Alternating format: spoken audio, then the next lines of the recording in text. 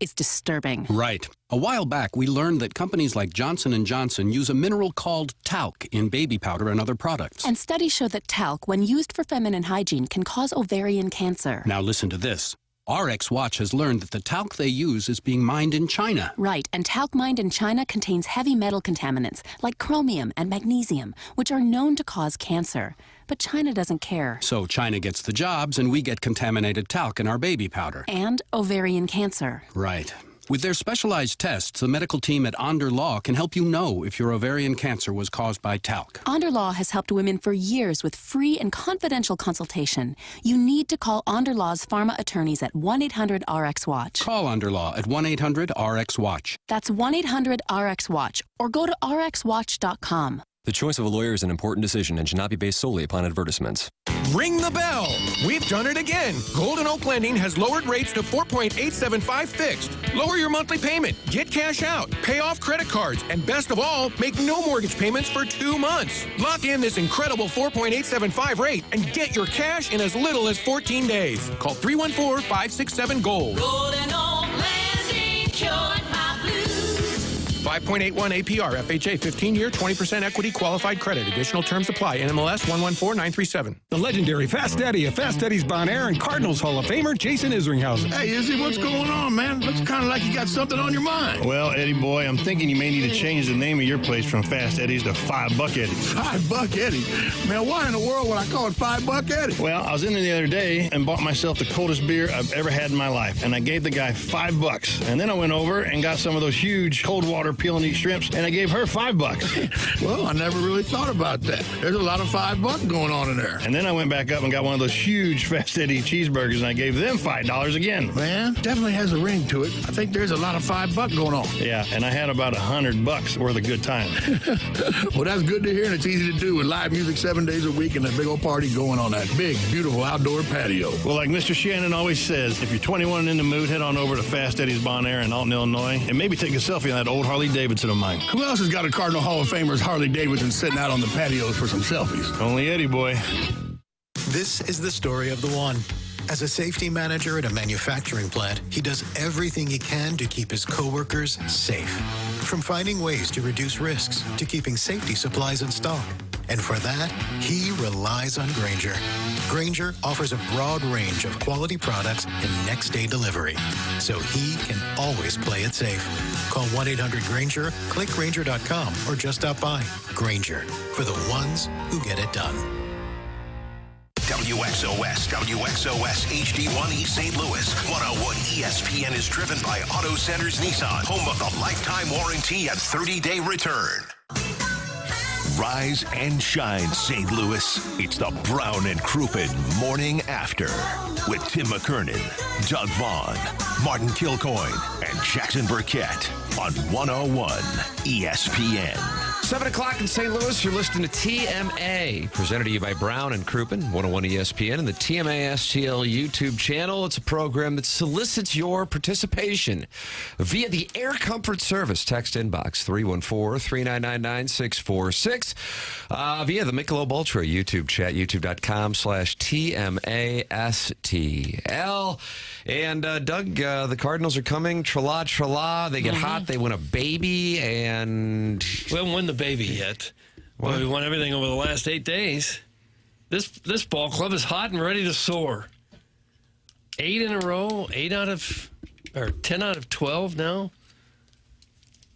They won their last 5 games by a combined score of 27-4. They gave up 4 runs in the last 5 games. Eric Fetty, Andre Palante, Miles Michaelis. Yeah. You try and hit them. Gray, Livator, they all look good. They all look great. Yes, it was against a bad team, but those wins count just as much as wins against anyone else. Wow. Pirates and Nats. Nobody's playing better than the Nats. Well, two of the wins were against the Mets. Take a look at that. It doesn't matter where the wins come from. Just get them. That's the formula. Beat up on the bad teams. Try to break even against the good ones. Game out of first. Joel Pozo, the key to the season. I think I said that. Was it the second show in Florida or the third show? It was the third show. I remember you said the third show, that Wednesday that's show. That's a great point, yeah. After we saw him play some rag ball down in spring training, we knew that this guy was going to be the key. Rag ball. I like that term. The rich Lord PP. You know, from the PP family? And their member is at Log Cabin, I think. Not met him, but would love to. He says, Birds, 25 World Series champs. Well, I'm not ready to say that they're a World Series contender, but I think you'd have to at least give them the fact they look like a Central Division contender right now. I like how Doug takes every text and actually analyzes it and gives a gives a reasonable response to what may have been an unreasonable text. This team will never lose again. Well, I don't know about that. Jake Reynolds says, are the Cardinals playing? I haven't paid much attention. Stop it, Jake. Yes, they're playing. They're playing some darn good ball. We never hesitate to knock them when they're playing poorly, and now they're playing great, and we got to give them credit. The starting pitching has been just incredibly good. I don't think anyone saw this coming, but it has been good. There's no doubt about that. Victor Scott, 11-game hitting streak. Is on the line, got a late hit to extend it. We're in talks with the great Chris Tuno about Victor Scott II joining the program this week. Friend of the show. Contreras started hitting again. Yeah, that's been about 2.5 weeks now. Yeah. On the Rake show. Arenado kind of looks like his old self here the last week or so. So things are looking up. What hit me over the weekend was the missing out of the every other night or every couple days, the Blues, the anticipation of the next game. And I watched a little bit of playoff hockey. And I know it had been a week yesterday, the Game 7 debacle. But over the weekend, I was just missing that, hey, the Blues would have been home today. Oh, the next game would have been what night? You get a little bit into that rhythm for a couple of weeks, and it just becomes part of what you do. Yeah. Hey, when's the next game? Oh, man, I hate so-and-so. And it's a void, I would say, Doug. Doug, is it a void? It is a void because you plan a big chunk of your day around it. Yeah. You think, well, I'm not doing anything tonight. I'm plopping down right in front of that TV. Sharon and Clayton is in an alliance with Jake Reynolds. I didn't know that was going on. So many different alliances, so many different rivalries, Martin. Agreed, Jake. Baseball is boring. I'm still mourning the Blues. That's from Sharon and Clayton. She is in mourning, so she is with Jake Reynolds, who does business, I believe, as TMA Walrus #1. I think we can do both. I think we can mourn and yet find something to be happy about with the baseball club. Thank God you got something to turn your attention to. Battlehawks 3 in a row. The next 3 games, all on Fox 2. And, Tim, you know what I always say is, could we just do a half-hour pregame show? Oh, yeah. It's not enough to carry the game. I often volunteer for a 30-minute special to lead into the game. Even though the team's not based here, we'll do a 30-minute special, Doug. Okay. Starting at 11:30 on Saturday. What do you got over at the 4 Fox? Probably don't have. You probably wish you had that show. Yeah, I really do. I really miss it. I really miss all the work involved. Doing it alone, too. That was really special. That was so much fun. If the Cardinals win 4 of 6 this weekend, will we see an uptick in attendance for the next homestand? That'll be a week from tomorrow against the Detroit Tigers. I would say yes to that. Plus, you have school ending. School is out. Yeah, the college kids are coming home now, and no more school nights for everyone else. So I would say, sure, yeah. If you got a contender, they'll come back. I don't know what this means, but it's from the Loomster. And Jackson, is he on your Mount Rushmore? No. If we could get he is? No, he's not. Oh, he's not. If we could get about 7 or 8 people to not participate in the show anymore, we could make it great again. Doug, that's from the Loomster. Hey. I don't know what that means. Meaning weed out a few. Is that right? Loomster, you'll have to call in. Oh, no. 314-974. I didn't mean that, Tim. Good gravy. I was just asking for you. Martin, do you know what a Loomster is? I do not. Longest French fry in the bunch. So let's say you're enjoying some delicious fries, and then there's a real nice long one, Lexington steel size. And you go, I got myself a Loomster. Is it the kids saying that? I don't know who said it. I heard it on this show for the first time. Thank you for the delicious fries. Now it just makes all the sense in the world to me. Loomster. So when you get some fries, you always look for that Loomster.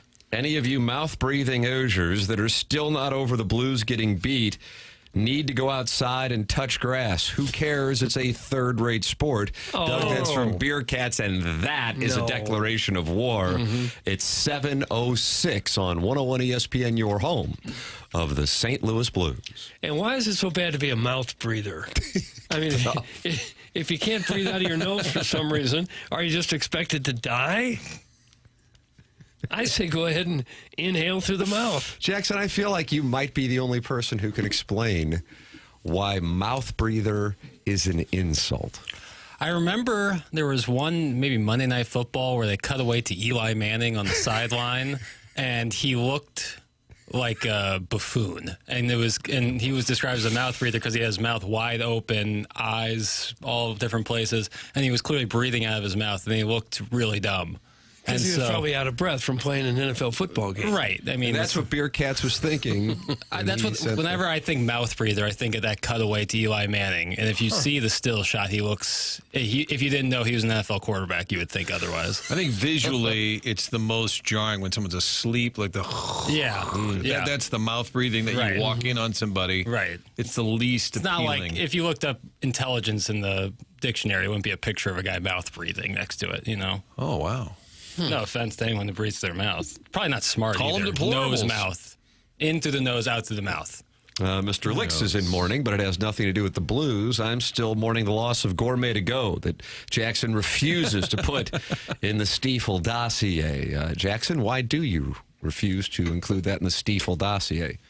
Even though I went to Ladue High School, I didn't necessarily frequent a lot of those more upscale places. Sportsman's and Lester's, you know, the meat and potatoes of Ladue. I would go there often, but Truffles, Gourmet to Go. Lester's is still pretty upscale for a meat and potatoes place. For a sports bar, it's upscale. Yeah, I mean, I like Lester's a lot. I wouldn't necessarily say it's good, yeah. luxury, but it's great. It's a great spot. Well, it's not luxury if you're from Ladue. Is Lester's luxury or not? Call in. 314-974-0101. You can email in for the Design Air Heating and Cooling email today, the morning after at InsideSTL.com. We are on May 12th, but we only have 4 Design Air Heating and Cooling email of the day winners listed in the Stiefel dossier, Doug. Martin, that makes me think that this has not been updated. That's my read. Some slipshod accounting. It's fluid. It's fluid. Slipshod accounting. Because Joey Vitale's face don't. Hold on, it's changing. See, this is the benefit of having the live organic Stiefel dossier. You can see it changing in front of you. Doug, remember CompuScore on KMOV? The score would change. I'll have to go back. The score what smoke's on you about? I don't care. They sold us this whole computer system, this whole software, CompuScore. During the sports, when you want to go to the scores, you cut right to it, and we'll actually see the scores change in real time. But the problem was the scoreboards are only up there for about 5 seconds, and the scores don't change every 5 seconds. So the score never changed, ever. Are you talking about lower third? No, the full big screen. So you would Let's take a look around the senior circuit now, Martin. So you would direct people. It was a full screen graphic? Yes. Remember the old scoreboards back in like the late 90s? So like going to a break, you'd say, take a look? Just during the sportscast. So the really Cardinals killing win time. 3-2. Here's a look around the rest of the senior circuit, and we have the full screen National League scores. And because we had this CompuScore software, the scores would actually change. If someone just scored a run, you could see the score change live. But the scores never changed, ever. Gosh. I don't know what they paid for it. But Zip was good at saying, CompuScore says, and it would say the same thing all the time. They're just underway in Cincinnati, but it's 10:30 at night. Must have been a delay. Fuelsy is now in the Michelob Ultra YouTube chat saying, Learn hit Pale with a shot across the bow at 6:49 this morning. Wow, I didn't know that we were at war with Learn. Safe to say I'm an easy target right now. And why is that? Friday's first segment. Doug, that is the Lee's famous recipe chicken foot rub Mother's Day segment. I was getting guff about that all weekend. I like that term, getting guff. Guff, I do too. Was it a Guff family often, topic? Was there chatter at the house about it? They were, yeah. My family was laughing about it. But Did your mom get her foot rubbed? I didn't rub my mom's feet, no. I wouldn't have been weird if I did. Fraudulent proposal. What did your lady friend, Doug, that's what you call a girlfriend when you're 27? Well, when you're 87. Both. No intention of getting married. Special lady friend. What did your special lady friend say? She thought it was funny. Did she? She thought it was goofy. You know, funny.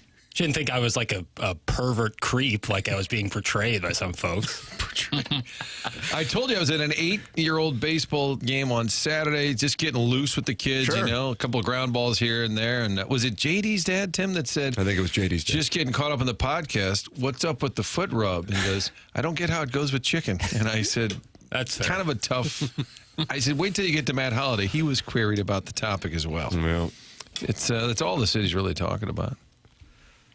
Lee's Famous Recipe Chicken has actually issued a statement. Where was this regarding statement? this? They emailed it to me last night. But I guess it's public as well.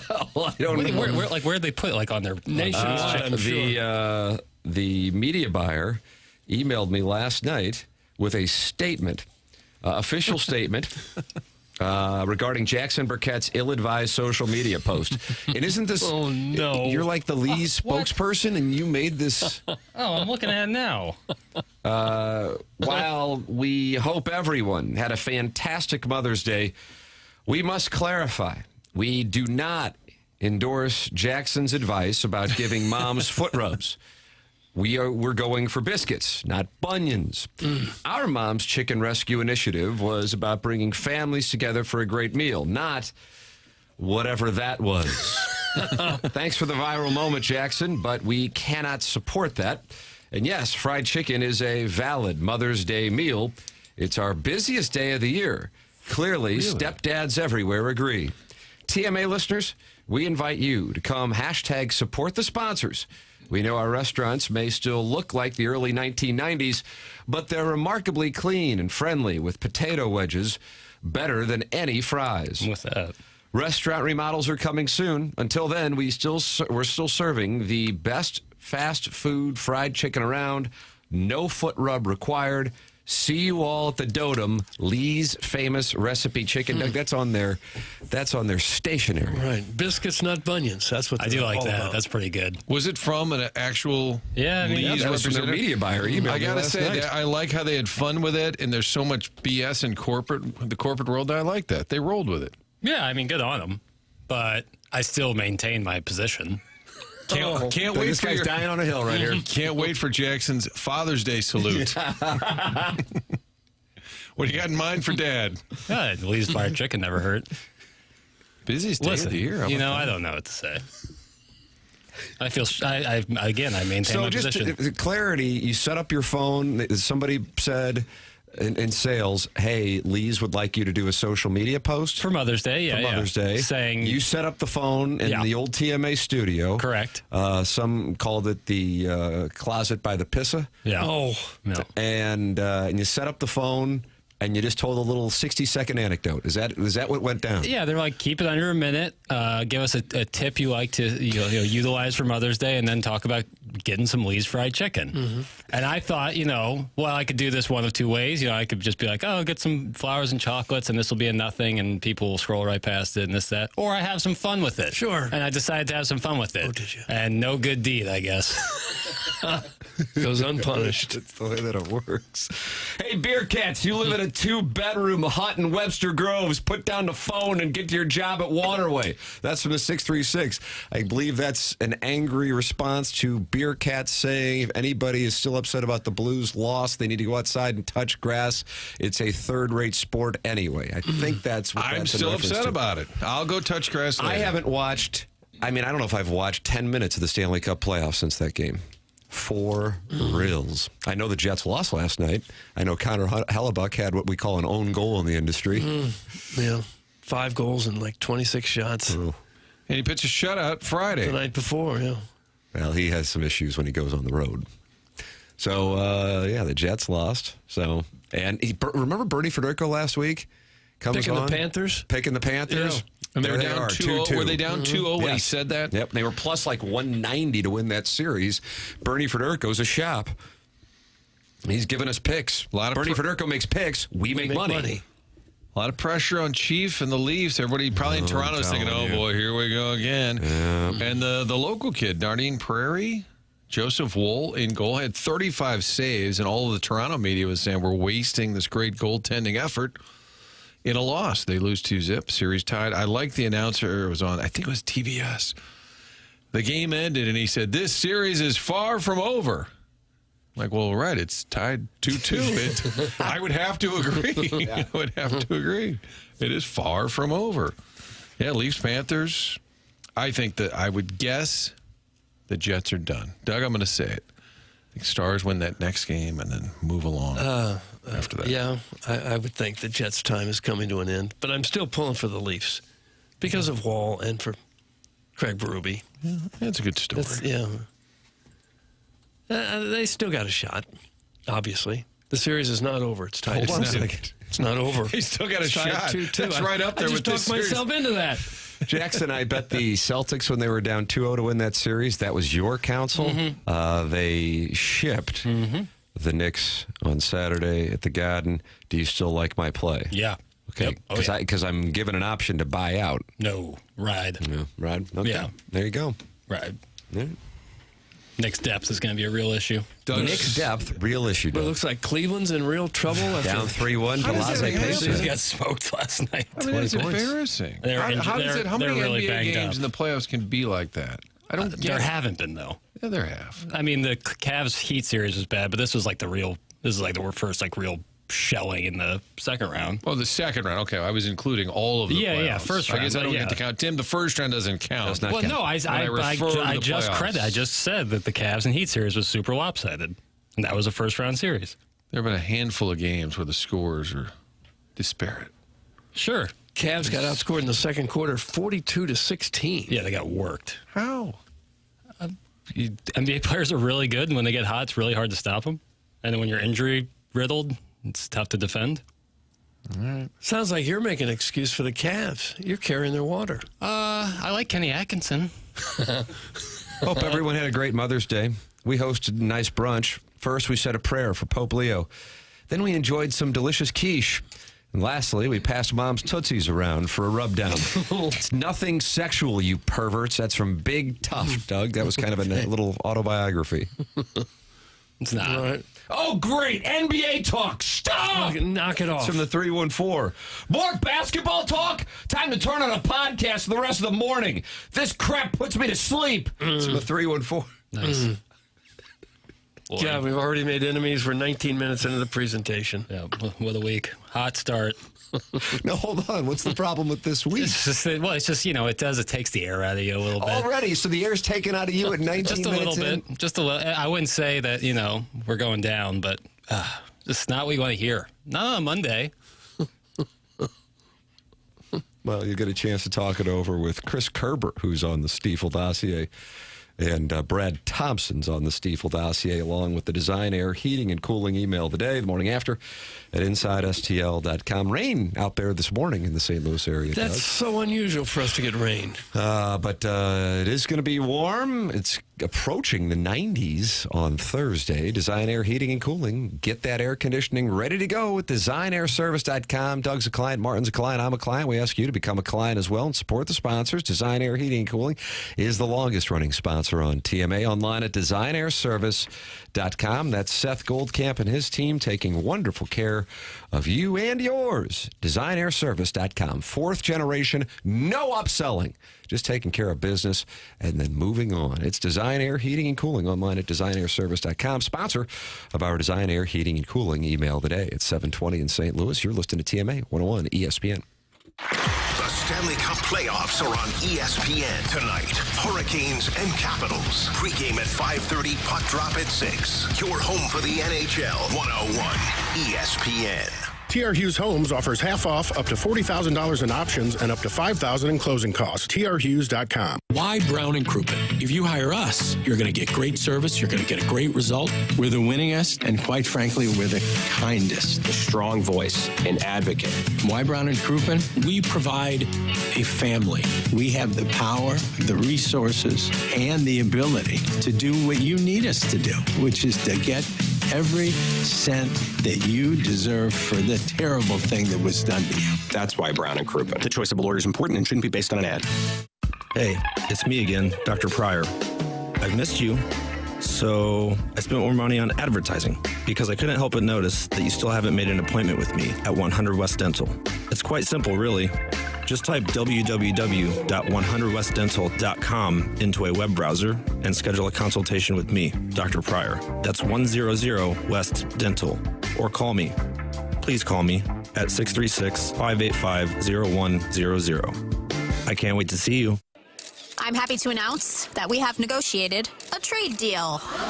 Is it with China? Oh, is it Europe? No, it's the Frank Lita Automotive Outlet in Bridgeton. It's a trade buyout. You can get thousands over book value for any trade-in. Thousands. He's right, even if you still owe. But what about down payments? Every vehicle is just one dime down. A dime. Acres of the hottest pre-owned cars, trucks, and SUVs, all makes, all models, all available with up to a 5-year warranty. I need credit. Just ask for Credit Amnesty. If you've got a job and a dime, you ride. Plus, you could get thousands over current book value for any trade-in. And now, if you'll excuse me, I'm going to the trade buyout. At the Frank Lita Automotive Outlet in Bridgeton. YesLita.com. YesLita.com.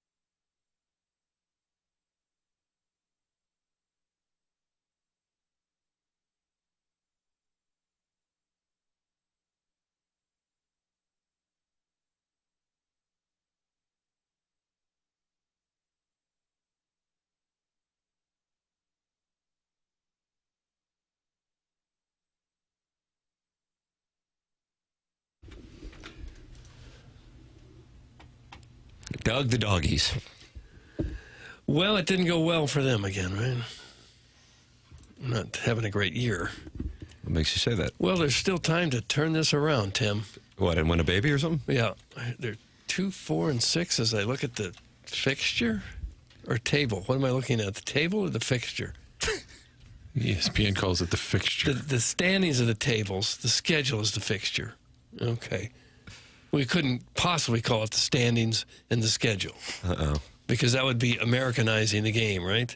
Maybe just don't look at it at all. Okay. They're 0-6-2 in their last 8. Ouch. 0-6-2. Licks, my cousin and I are hosting the Megan Meyer Golf Winter Thursday at St. Louis Country Club. Make sure my grooves are properly cleaned out on my 54 and 58 degree wedges. Doug, that's from the Warson Woods Wacko, implying that Mr. Licks works in the bag room over at St. Louis Country Club? Well, he might. He might, and get those grooves cleaned. I don't notice whether my grooves are cleaned or not. Are you just not compressing right now? Right now, you could get rid of that. Ever. I don't know. I wish I could tell. I can't. Well, good news. The Cardinals are coming. Here we go. All right. Here we go, Redbirds. Katie Wu with a column on what has taken place during the 8-game winning streak. And there's some details that are pretty eye-opening for Cardinal fans. Specifically, really, with the starting staff. The rotation has the 3rd most innings in the majors. Doug, can you guess who the 2 teams with more innings from their rotation are? How about the Yankees? No. I know Max Fried's having an unbelievable good year. What, is he part of the Prime Ministers? He is not, but I think he leads the majors in wins, and he's got an ERA of like 1.05. He's been great. He has almost as many wins as the Colorado Rockies. Doug Stalling. Yeah, it's a nice read, Martin. I'll say the Dodgers. No, I'm sorry. No, Mets. No, I'm sorry. Phillies. No, I'm sorry. Padres. No, I'm sorry. Initials, please. Padres? No? KCR and BRS. KCR and BRS. This can take a minute. Crystal County Raccoons. They got a club. Yeah. Crystal with a double K. I like the White Castle in the south. BRS, you said? Yeah. BRS. Brandon Rojas Simulation. That's correct. That's what it is? Cardinals with 225 and 2/3 innings from their starters. Only the Royals and Red Sox with more. Okay. And who would have thought that? I certainly wouldn't. They rank in the top third in opposing average of 237. They've also allowed the third fewest home runs and have recorded the most ground ball outs in baseball, as they're kind of going back to the Dave Duncan style of pitch to contact. Yeah, why not? Especially if your middle relief is not what you want it to be. If you can get a few more innings out of those starters, that's a big deal. But now the middle relief is starting to emerge, and that's another point that Katie makes in her column this morning in The Athletic, and that is Leahy and Maton with the 7th and 8th spot, Helsley, of course, in the 9th, and then Romero has gotten it back, while Graceffo is now becoming a factor for the Cardinals. And Steven Matz has been good in the bullpen, and then Steven Matz was a perfect example yesterday, because Miles Michaelis was only at 69 pitches when they pulled him, but the Nationals had 3 straight lefties and a switch hitter, and so Ali Marmol elected to pull him there and go to Matz. And Michaelis, is bad as he was that Fenway Park outing, 7 of his 8 starts. So take that one off. Tim, you can just remove that. That's how Spags would do his run defense. You take away the 58 and the 74-yard run. Wow, you really shut him down. But Michaelis, in 7 of his 8 starts, it's 3 runs or less. And in 5 of the 8, it's 2 runs or less. So he gives you a pretty competitive. It doesn't look like much when he's throwing it up there. But on the whole, he's giving them, winnable starts. And I think in Fernandez, you hate to blame all on one guy, but he was just a disaster. Cost him in Queens, that's for sure. Yeah, and they were slow to take note or do something about it. But since they removed him, it's sort of stabilized things in the pen. Michaelis doesn't blow anybody away with his velocity, but he's got very good control. He usually doesn't walk a lot of people, and he's got control within the strike zone. He doesn't usually put it down the middle. When he does, he gets in a lot of trouble. But when he's going well, he can pinpoint where his strikes are going, and that's been the reason for his success, I think. In addition, the Cardinal offense. We mentioned Wilson Contreras on his heater. Arenado has also been on a heater here over the last week or so.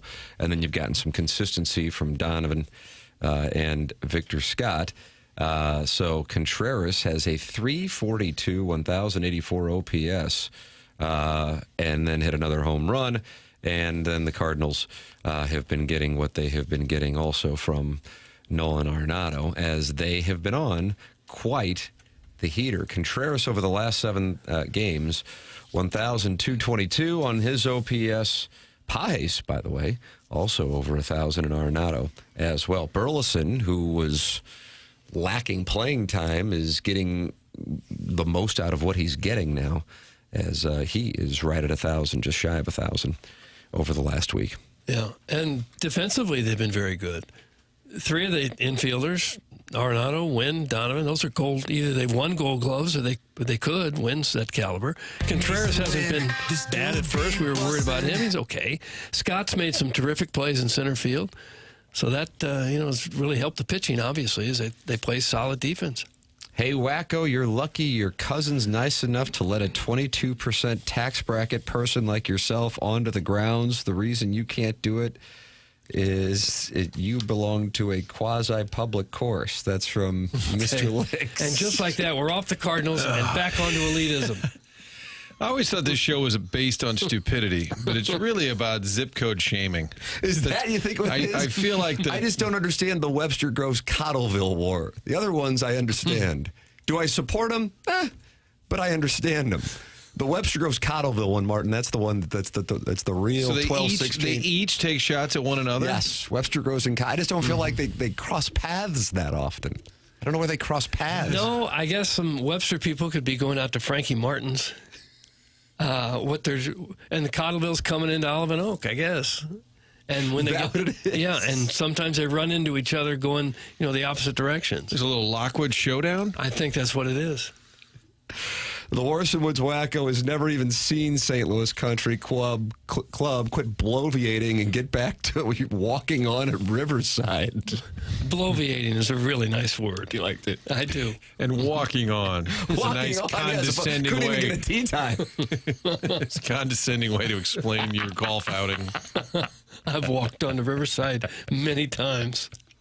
In fact, I've never had a reservation. Hey, guys, remember the Cardinals have played the last 6 games? Not very top tier. That's John from Bradenton, Florida. Doug, they love us in Bradenton. Doesn't matter. The only thing that matters are the wins. They won the series over the weekend, Doug. That you notice doesn't matter either. It's the number of wins you get. I almost texted you on Saturday when they got that second win. There's the series win. Series wins don't matter. Who you beat doesn't really matter. How many wins do you have?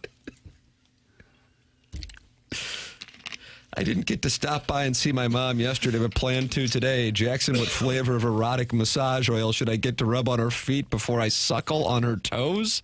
Doug, that's from Beer Cats, and he is having a really landmark 7 o'clock hour today. What is that? It's your feet. They don't sell the foot rub nonsense. at Lee's Fried Chicken, do they? No. I made it clear there was no oils or lotions of anything. No. No. Did your family have fun with it? Did they mock you? Did they mock you a little bit? A little bit of both. Okay. Do you ever bloviate about essential oils? No, I'm not a big essential oil guy. I always feel like if I haven't been taking them, how essential can they be? What do you mean by taking them? Like, do you I've drink used these them. oils or Use them. diffuse oils more? Diffuse them? They sell certain products as these are essential oils, but I haven't been using them. I'm still alive. How essential can they actually be? But are you living? I am living. Yeah. Yeah. I guess what those will do will help you thrive. I just think essential is a pretty big word. Take it up with big aromatics. Remember COVID, only essential personnel could be in the building, and then the list came out, and Charlie and I were like, we didn't make the essential list. We're not essential. 22% SMH. If you're not doing carried interest and paying 0% tax, you're a complete idiot. That's from the Orson Woods Wacko. So he's unhappy with 22%. 0% tax for a complete idiot. I guess the only way to pay 0% tax is make zero money, right? Otherwise, you're going to get taxed on something. As you know, it's K1 season on this program. Webster goes and Cottleville can suck it. Nothing but a bunch of dad bods sporting Lululemon and rolling around in their recalled Tahoes. That's from Doug's prison wallet. Their dad bods in Lululemon? That's not usually what you see. Jackson, is that what you see? A way you can combat some of your dad bod tendencies with the right fitting clothes. You talking Spanx, bro? Well, I'm not necessarily saying like restrictive Hank pieces Kingsley like wore that. a girdle. Yeah, did he? like a girdle or something like that. Charlie Spoonhour. Yeah, or something like that with like a shirt. You. You could do that, but like there's some shirts that just fit better if you have a little paunch. You know, They fit better if you do have the paunch? Yeah, like they stick to your shirts that are arms too big more. for you. They stick to your arms more, but then are a little looser in the midriff section to allow for some extra junk. Oh. I'm from Webster, and I don't even think about Cottleville at all because they are sads and poors. That's from Big Tough. Should we do a poll? Just walk up and down Lockwood, and they say, "What do you think about Cottleville?" I'm sure some people would say, where now? Yeah, I think most people would Doug be. sounds like he's on the side of Webster Groves. That's big as a Kirkwood Well, you guy, never too. used to hear the word Cottleville. It was like O'Fallon, of course. Lululemon screams, I cannot try any harder. That's from Scissor Me Timbers. All right. God. Is Ali Marmol going to be released before the All-Star break? That's from the 314, Doug. I The wouldn't Cardinals. think so. What about Schilt? Seat's getting warmer. Bud Black did meet his maker yesterday. The Rockies were really having themselves a time at Coors Field, Doug. They had run into some problems. Not only were they losing, but they were getting blown off the field. What makes you say that? They lost 21-0. It's 21 to nothing. That was the end of it for him. 21 to nothing. And they won the next day, so there's a bump. Yep. And then he got fired. He got fired after the win. 21-0 the day before, 13-9 the day before, 11-1 the day before, 10-2 the day before. It's pretty hard to be that bad, isn't it? I keep thinking that you could probably put a AAA team up there and be that competitive. Their run differential, minus 128. This could be. They're on pace to be the worst team in the history of Major League Baseball. Really? Yeah. 7-33 right now. I think Bud Black was disappointed. He's like, it's all good. He was probably thrilled to get the pink slip. 8 years there, too. Yeah. Jeez, that was surprising when I read that. How do you let it go that far? How do you fall off to that degree? To where you can't even be close to other Major League Playing teams. the same division as the Dodgers? Well, they're getting beat by everybody, though. Well, no doubt. But it's like when the Dodgers spend that much, what's the lowly Rockies to do? Well, you would think they would at least develop some players along the line, get lucky with one or two, enough to be competitive. Everybody else is at least somewhat competitive. Even the other The White lousy, Sox, thank you. The lousy teams are twice as good as the Rockies, have almost twice as many wins. Teams are twice as good. Yeah, the White Sox won 4 of their last 10. Thank you, Martin. I'm starting to get on board with my overplay. Woot, woot. Even the Twins, who looked horrible at the beginning, they've won 8 in a row, too. Let's see what my pace is right I was thinking the Nats should be better. I mean, that's a franchise. They had Harper and Soto and Strasburg, and now look at them just flopping around. Yeah, And there's plenty of money in that town. Yeah, when you look at like some of the best players in baseball right now, a lot of them seem to have played for the Nationals at one point or another. Mm-hmm. But they won in 2019 and it kind of felt like, all right, we're good. We'll see you in a little bit. Ownership, the old guy died. They sold the team. But still, if I'm a Nats fan, like that, there's tons of money in DC. It's not a small market. Yeah, for sure. And they kind of operate like just a blah team. No, agreed. As bad as the Rockies are, the White Sox are getting to fly under the radar. They're still on pace for only 47 wins. 47 wins, and they're not the story. The Rockies are 7-33. 7-33. For the record, that is exact math of 28.35 wins for the season. God, 28.35 wins. Mm-hmm. I remember thinking the Mets, when they first came into the league, and it was at 60 or 62, they lost 120 games, and we thought this is as bad as it's ever going to be for a major league team, and it was for many years. They were always the measuring stick for how bad can a team be, and it was that first year New York Mets team. But the Rockies, I think the White Sox overtook them last year too, didn't they? Didn't the White Sox lose 121? Is that what it was?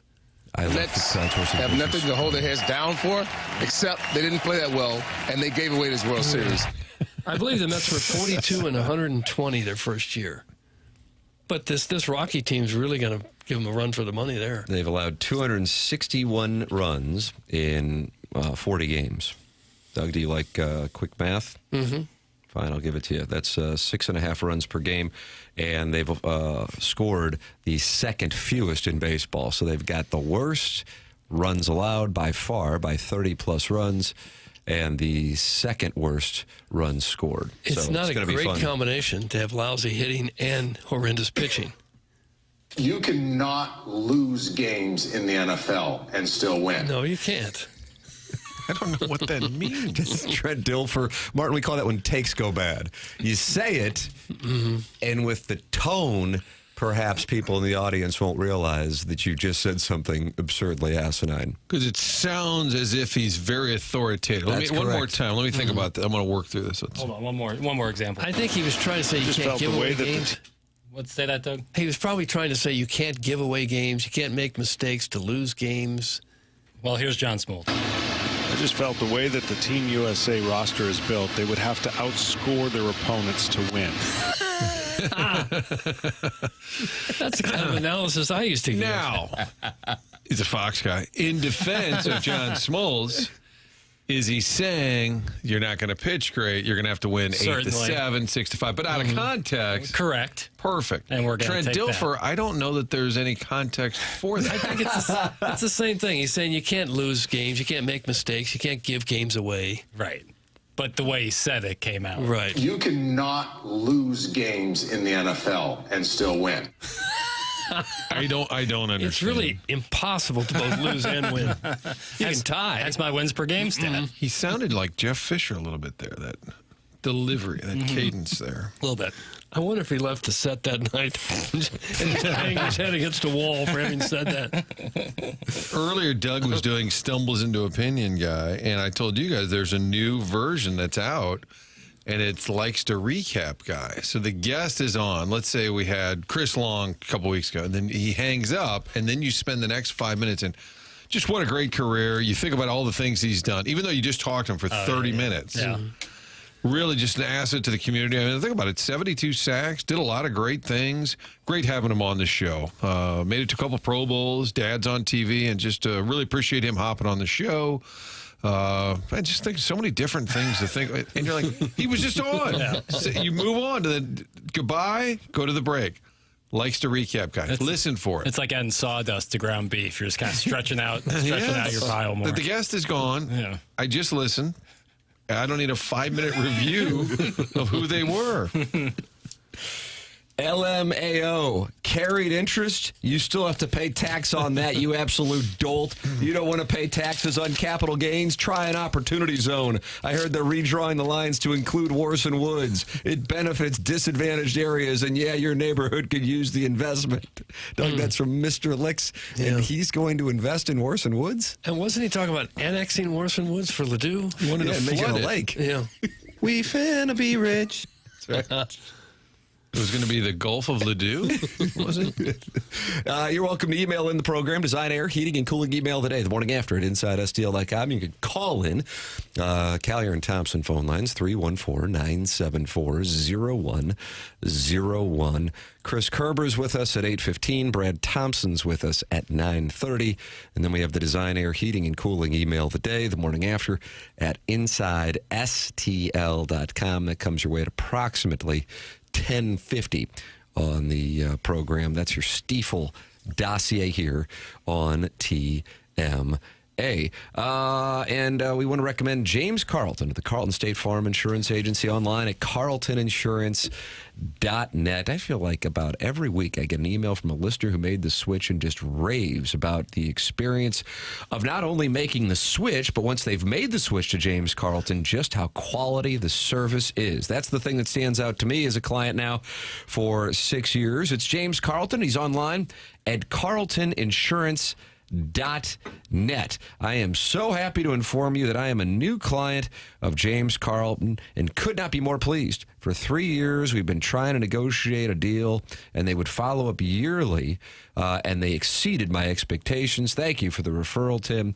That is the kind of things that flood my email inbox. You can email me at McKernan at InsideSTL.com with anything, and you can work with James Carlton at carltoninsurance.net or by calling 314-961-4800. That's James Carlton. If your insurance costs a leg and an arm, call James Carlton. State Farm. Tim McKernan, Doug Vaughn, Martin Kilcoyne with you. The program's called TMA, and it is presented to you by Brown and Crouppen on 101 ESPN and the TMA STL YouTube channel.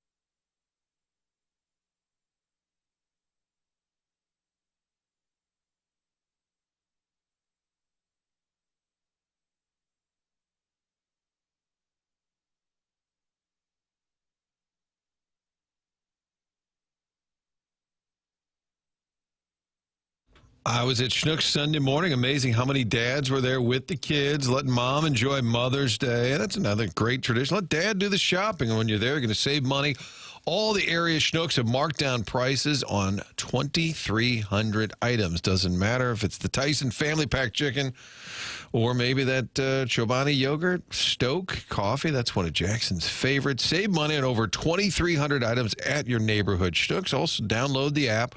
That way you're saving money when you check out. It adds up over time. They also send you the digital coupons, let you know what else is available around the store. You've got digital shelf tags that also tell you about items that are on sale throughout the store. Grocery prices have been tough on everyone. Schnucks doing their best to help you out. 2,300 items, all marked down. It's everyday savings you can count on. It's your local Schnucks, so stop by, save money, and get the Rewards app. That way you're piling up the points, saving money, always saving money when you're shopping at Schnucks. New lower prices every day.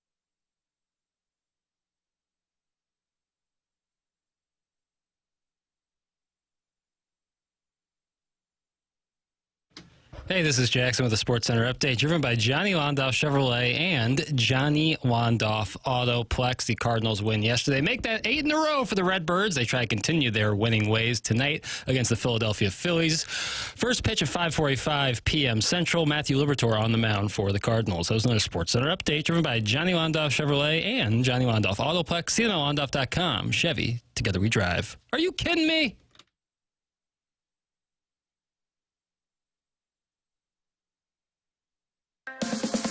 In 2025, we're gonna go all in. Gonna start it off by thumping the Twins. From there on out, it's all downhill. We going bats on fire. Bill. The man at the Jackson, can you change my name to the salty bald dad from Caseyville? Wow, that's a good question right there. We're outside of my Why are you considering window. Yeah, I mean, Doug, are the rules there for a reason or not? I think they are. Well, yeah. after Friday's opening segment, I kind of retired from the text inbox for the day. And so I didn't do a lot of work on Friday in terms of changing text names, mostly just to save my eyeballs from what I was seeing. So maybe today I'll give a 1-day grace period. Oh, my. So if you didn't get your name changed in the text inbox, and if you're just sitting there with a 314-618 or 573, you can get it changed today, and today only up until 11 a.m.? Yeah, 11 a.m. I'll cut it off until a moment. until All June. right. So it looks like the salty bald dad from Caseyville is going into the Air Comfort Service text inbox, 314-399-9646. That is how you can get your name updated in the 101 ESPN text inbox, and they're not happy about it. Jackson's soft. He'll do anything we tell him to. It's from the 618. Is it really an important thing for people to have their name changed? In it makes them feel close to the program, and we like that. But my name is Jackson. Don't spell it Jaxon. Oh, now you're only going to see Jaxon going well, forward. Then they're not getting diddly if that's how they're going to start. Jackson Hayes? Jackson Hayes spells with an X, yeah. Jonathan Hayes was the Battlehawks' original coach. Jonathan Winters was on the Rams board while in St. Louis. He was on Mork and Mindy, am I right? He was briefly, yeah. He had a bow was tie. A funny guy. Really funny guy. Yeah, somebody you need on your board. That meant the Rams were serious about winning football games. Jonathan Winters. It was Maxine Waters, Jonathan Winters, Dan Deerdorf. Bill Cosby was on there, Mark. Cosby, yeah. Bill Cosby? They He was on the Rams board while they were in St. Louis. Him. Yes. Really? The media I'm guy. not making this up. Like at the start? That's interesting. I just find it. They always had a board, and it was mostly the leftover L.A. That's crowd. what I was thinking. So That's right. And you would ask Dan Deerdorf, but he's like, no, there are no meetings where I'm sitting next to Jonathan Winters. But he was on probably wishes there was.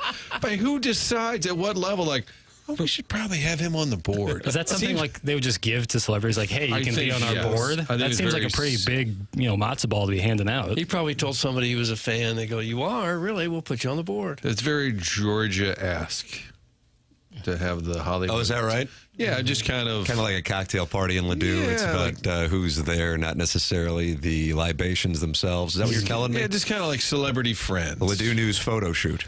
All due respect. I'd like to get into one of those. Well, I'm sure they're going to be covering us. While we're at Lester's. Hey, guys, do you remember how John Shaw kept his office in Los Angeles the entire time the Rams were in St. Louis? Well, tell him good luck. That's from Big Tuft. Yeah, probably a bad sign. Pico Avenue. You'd call the Santa Pico, Monica. You'd call the Pico offices, and there was an older woman named Ida. Ida always answered the phone. And then John, Martin, what's going on? Well, your team's terrible, and we're located here in St. Louis. I just thought I'd give you a couple of updates. What's happening? What's Linehan saying? Like, well, it's not going well. Track of that? No, I'm exaggerating slightly. Why didn't he move here? Well, he had a pretty good spread in L.A. Well, I'm sure he had it good there. Why did they move out of there then? Well, I think for the business of the team, Doug, it was an improvement to move from Anaheim, where they had like 10 fans, and then they moved to St. Louis, got a big old honeymoon. But if you were in charge, if you didn't have to move, I guess it's just we're going back almost 30 years now, where it wasn't quite as easy to communicate. This was before Zoom and Facebook Live and all that. Well, I think you're right. I think that speaks to the disconnect. Who's in charge around here? Oh my! Call out to Pico. That's what you would do. Call out to Pico. Is that what he was saying? Then you'd call him at Pico. John, what's going on? I don't know. What are they saying, Martin? What is everyone saying? Hey, the Cat got a chance to talk it over with Nolan Arenado, and they were on the field following the sweep yesterday. Audio courtesy of FanDuel Sports Midwest. Here is Nolan Arenado and the Cat talking it over. 8 straight wins. What's going on with you guys? Nothing, man. We're just competing. We're playing hard. We're getting good pitching and timely hitting. And then our defense has been outstanding the whole year. And that's it. I mean, we're not overthinking it. We're facing some good arms, some good teams, but we're just trying to battle and do the best we can. I think as an offense, we're going to find ways to score. Today we slugged, and Miles did a great job, and then our bullpen came in and shut the door. It was a great win. That offense is up and down the lineup. How dangerous can you guys be with that? I think we can be pretty darn good, and I think we are. We're showing that we can compete. We're walking. We just have good collective at-bats, and it starts with Lars at the top. But everyone's contributing, and it's been a lot of fun. They had a post-game quote. I saw Katie Wu, Derek Gould all had a quote saying, "We're starting to show up now, expecting to win instead of hoping to win." He said it's the first time in a couple of years that they've had that vibe in the clubhouse. I did notice when he got that double late in the game, did you notice the bench? They're trying to get forced them to it. Like the arm flap thing that they're doing. They've been doing that since the opener against the Twins. Yeah. Arenado clearly not on board. No, he just won't do it. And the Cat actually asked about that. I cut it out of the post-game. I apologize. We wanted the one thing we wanted. I honestly didn't know that. Because I would kind of like to hear what he had to all right. say. Okay. Give me it seems kind of interesting, but I guess. Oh, sure. Jackson, your Instagram account, which is St. Louis Starter Packs, is that correct? Yeah. Just had this post, Doug. Okay. Let me see if I can. Doug, you love guessing games. I do. St. Louis history. The Hill. New York Yankees. Yogi Berra. What do you think the significance is of the post today? The significance regarding Yogi Berra. Yogi Berra's birthday. Yogi Berra would have been 100 today. Oh, what about that? Yogi Berra was born 100 years ago today. If you're from St. Louis and didn't know that he grew up on the Hill, you're not from St. Louis. In fact, if you talk to anyone who grew up within 5 miles of the Hill in any decade, you'll get a story about how them or someone they know had a random experience with Yogi, a true St. Louis and New York legend. 100 years ago today, Yogi Berra born. How about that? He was part of the D-Day invasion on Omaha Beach. Said he was in one of those Higgins boats firing a .50 caliber gun and to support the troops storming the beach. It's amazing what that generation had to go through. And then for some of them to come back and be world-class athletes is really, really pretty. And he wasn't cool. big at all, but he had power. No, yeah. Oh, it's like a 3-time MVP. He was a great player. Right. Great player. And you cited that generation while watching your sons bicker over an Easter egg hunt. Is that correct? That perhaps we're getting a little softer as years go by. I don't know for sure. It's just, one man's observation. Because your 30-year-old son was unhappy with the amount of chocolate that you gave out during an Easter egg hunt. In another generation, he'd have been a colonel in the Marines or something. Little softer, but I'm right there too. I never had to do anything. You did Lucky HD2. enough at the time. I never had to do survived HD2. Never had to do a darn thing. 358 home runs, final tally. Yogi Berra. This is just in, Tim. Yogi Berra. 350. And he was I knew adamant that Jackie Robinson was out stealing home in that video. You've seen that 1,000 times, haven't you? We talked about it up until he passed. I mean, that was one of the signatures. If you would ask about it, and you saw the reaction in that video. We had Yogi Berra in for a sit-down interview at Channel 4 once. Did the tape work? The tape worked, but my Sharpie pen did not. For some reason, I had a Sharpie with me to write notes or something, and as I'm getting him mic'd up, ready to go on this interview, my Sharpie pen accidentally brushed against his khaki pants and made a huge black mark on his pants. No. I don't think he noticed it. You didn't I didn't say anything about it. Oh, God. I felt horrible. Destroyed his khakis. That's why I don't watch the Fox. Because you know that guests have their pants marked up? Yeah. Or one time Doug was sitting there, Mark Sauer. I looked over and there was just a giant marker down the side of his pants. I'm like, there's Doug doing that's he leaves a mark. That like Doug a notch Vaughn, on the bedpost. He likes to let everyone know, yep, you just get interviewed by the best. Fisher Window and Door Store, 8 o'clock hour here on the morning after. Chris Kerber is going to be with us at 8:15. Brad Thompson with us coming up at 9:30. Design, Air, Heating, and Cooling email of the day coming your way at about 10:45 to 10:50. There is your Stiefel dossier for the day. How about this from Buster Olney, who I think has been, I feel like you guys have made this observation too. Buster Olney has been, particularly of the national writers, critical of the Cardinals, but I feel like the bantiest rooster of them all has been Ken Rosenthal. You notice that, Martin? My theory was, because I've never known Rosenthal to be that critical. All right. I just wonder if he and Mozeliak had words or so. That's just my theory, that it seemed almost a little personal, which you don't get from Rosenthal typically. I would agree with you. He will record his Fair Territory podcast later this morning, but Buster Olney just posted this on ESPN.com. He said, MLB 2025 trade deadline X factors to watch, and a lot of this column is about the Cardinals. He said they're on a winning streak, and they've communicated to other teams that even if they are not a front runner, they might keep their tradable players in what is the last season of John Mozeliak's tenure as head of baseball operations. So that is something that, you know, you keep an eye on here with the Cardinals playing as well as they're playing, and some of the guys who might be tradable pieces contributing to that. Of course, Arenado being one of the most obvious ones, but it does not stop there. He writes in one of his points, very few good starting pitchers are expected to be available, and then writes, if the Cardinals decide to deal players, Eric Fetty, who has a 3.86 ERA this season, could draw some interest, as could Sonny Gray, a three-time All-Star, but his contract is very backloaded. He's owed $35 million in 2026, and the last time he was traded to a contender mid-season from the A's to the Yankees in 2017, it didn't go well. And then his final point is also Cardinal related. Conditions are emerging to foster the possibility that a Nolan Arenado trade could still be possible if Arenado waives his no trade clause and if the Cardinals are willing to deal him. Normally, it's not easy to move a position player with money attached at midseason, but contenders could be interested in acquiring the 8-time All-Star third baseman.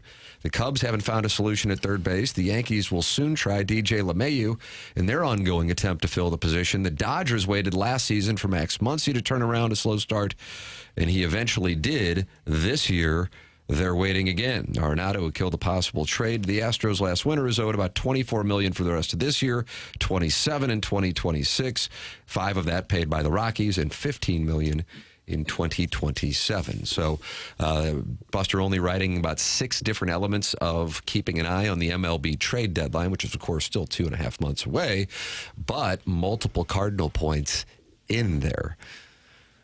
I don't think they can trade off assets right now when they're going this well. I don't think they can. Maybe if you get bowled over with an offer for Sonny Gray or Arenado, but now that the Cardinals have got some leverage and the fact that they're contenders also, they're not going to just take somebody's double-A player somewhere. They're going to want something big coming back in return, I would think. And I don't think Mozeliak's going to want to spend his last year here trading away a bunch of pieces and seeing the team finish in last place. I don't think that's in the cards either. And I think that's why Buster only included that in the column. However, that is exactly what, he didn't say about last place, but exactly what the plan was when they were sitting there at their press conference in October, that they would be trading away pieces, and he was at peace with it. But things are different now that you have a team that looks like it's a contender for the division anyway. I'd be stunned if they dealt away all these players now. I think the fans would just lose their minds if they did. What do you think, Martin? I think it depends on the return. Like, you could peel off an Eric Fetty, give his job to McGreevy.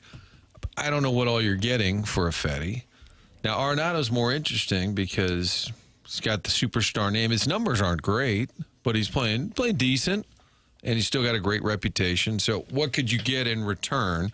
Although your message to your fans there is, okay, we're kind of in it, and we're going to trade the Gold Glove third baseman. Mm-hmm. I think that's a discussion they have to kind of sort through. And it goes back to whose call is it? I think this year it's all Mozeliak's call. Chaim Bloom is largely working on the minor league reconstruction, but if Chaim Bloom would prefer Arenado be on the team next year, doesn't that get in the way of what they do this year?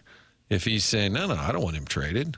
But they've always been, I think they set themselves up for a weird position where it's all about kind of rebuilding. They ought to adopt the Doug Armstrong re-whatever. He just started calling it a re-whatever because it had been mislabeled or misstated or it changed. I don't know what the Cardinals are right now. So if they are kind of hanging around, are they still committed to that model of kind of rebuilding it in a way?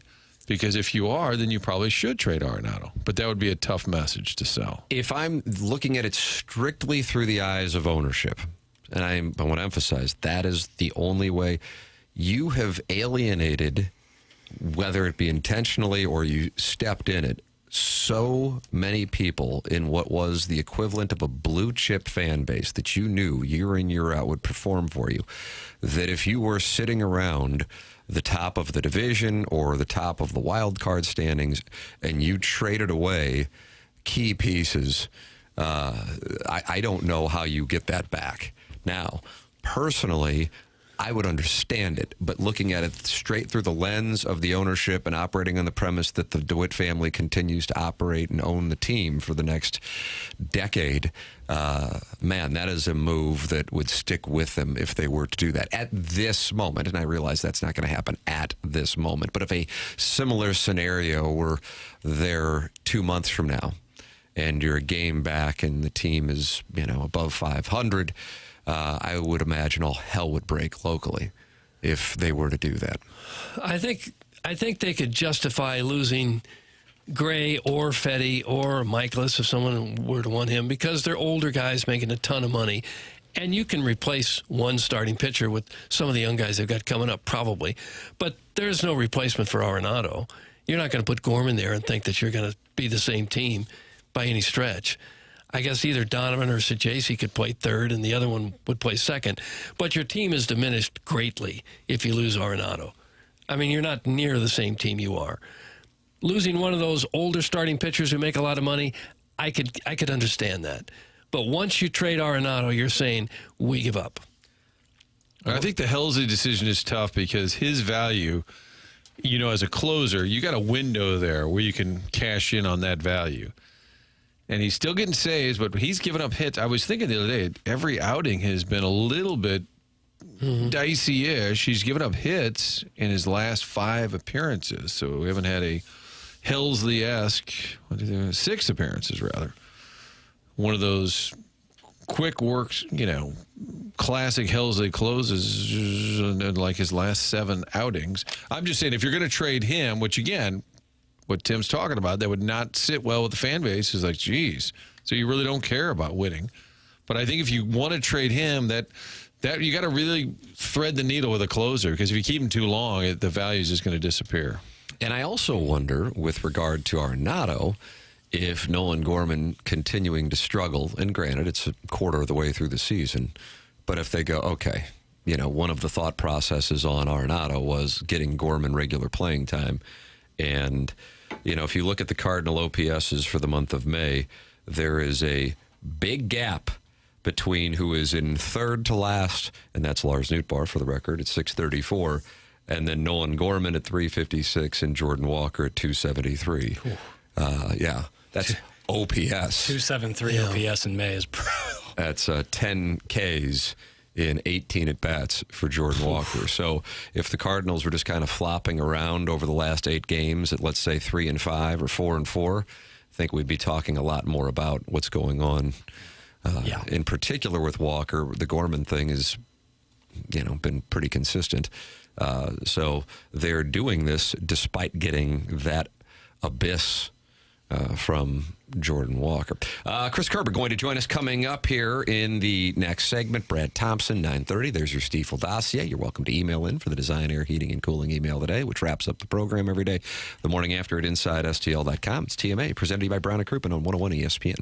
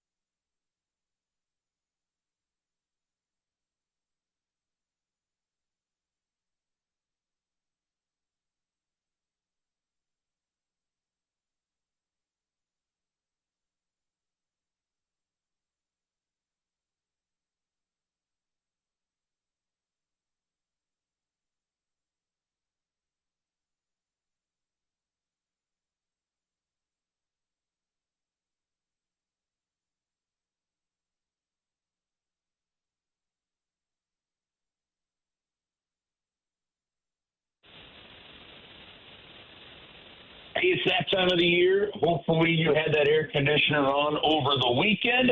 The heat is coming, and you got to be ready for it. All right, what do? Make sure that air conditioner is ready to go. Get a hold of the folks at Classic Air Care. They've got these great maintenance programs that, number one, make it out of sight, out of mind. You get priority scheduling. You'll get discounting. They will be there if they need you. And the bottom line is if you get onto their schedule right now, you get a maintenance plan, but you also just get that unit looked at.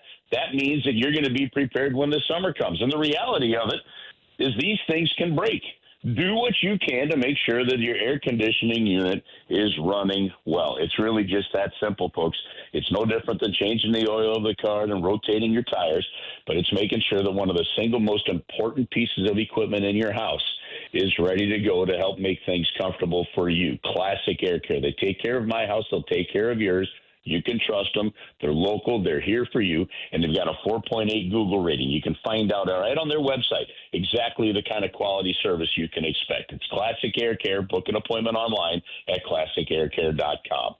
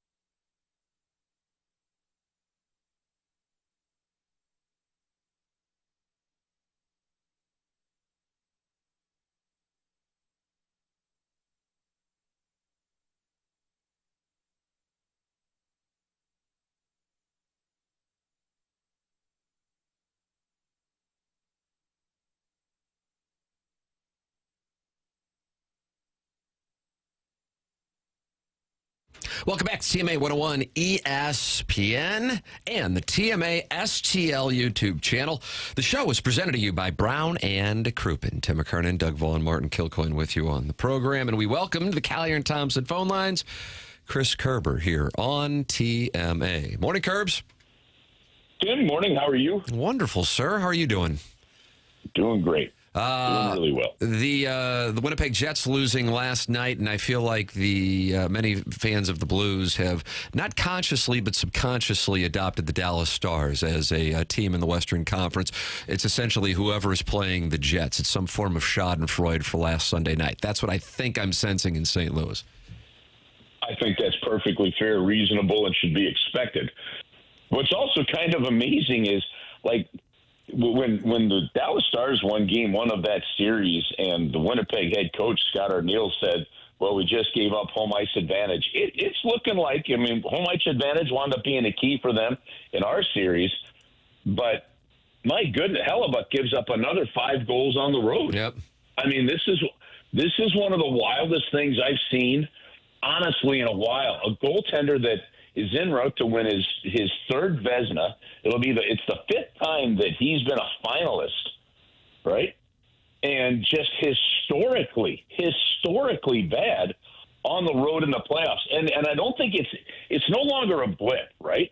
I mean, I don't know. I don't think I have enough knowledge in some of these other sports, honestly, from a historical perspective to figure out how to relate it. But I mean, it is classically bad, like all-time great bad on the road. It's fascinating to me. It's 4 games now, 21 goals. 4 games, 21 goals on the road for Hellebuck. And the goal that put Dallas ahead, he kind of fumbled it around. It was just a bad look for him. And, you know, I mean, I guess they could win game 4 on the road, but if you were a betting man, wouldn't you bet that the Jets won't play well in that road game? Well, you can bet that the Jets might play well, but I wouldn't bet that Hellebuck is. I mean, this is one of those, just one of those scenarios. It's hard to explain. The guy is so good. I really, and in talking to a couple of people, I guess one of the thought processes, you know, he's always one of the league leaders in games played, right? And I just think the era is different. The game is different for whatever reason. Where, yeah, I mean, if you're in the Eastern Conference and you were Martin Brodeur or, what Grant Fuhr did here in St. Louis years ago, playing, 79 games, I mean, that just doesn't happen anymore.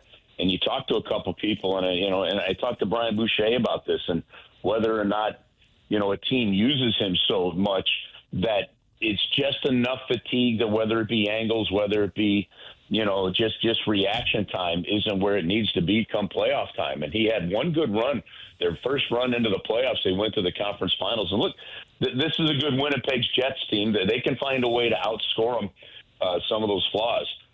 But it's a real interesting snag here for the Winnipeg Jets that are in there. And it does. And I'll relate it back real quickly to the Blues here. I think there was a feeling by some that they used Jordan Binnington too much at the beginning of the year.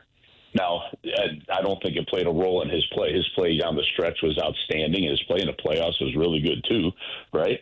But I bring it up because the coaching staff and management, they do look at kind of how you're going to manage a player over the course of a season.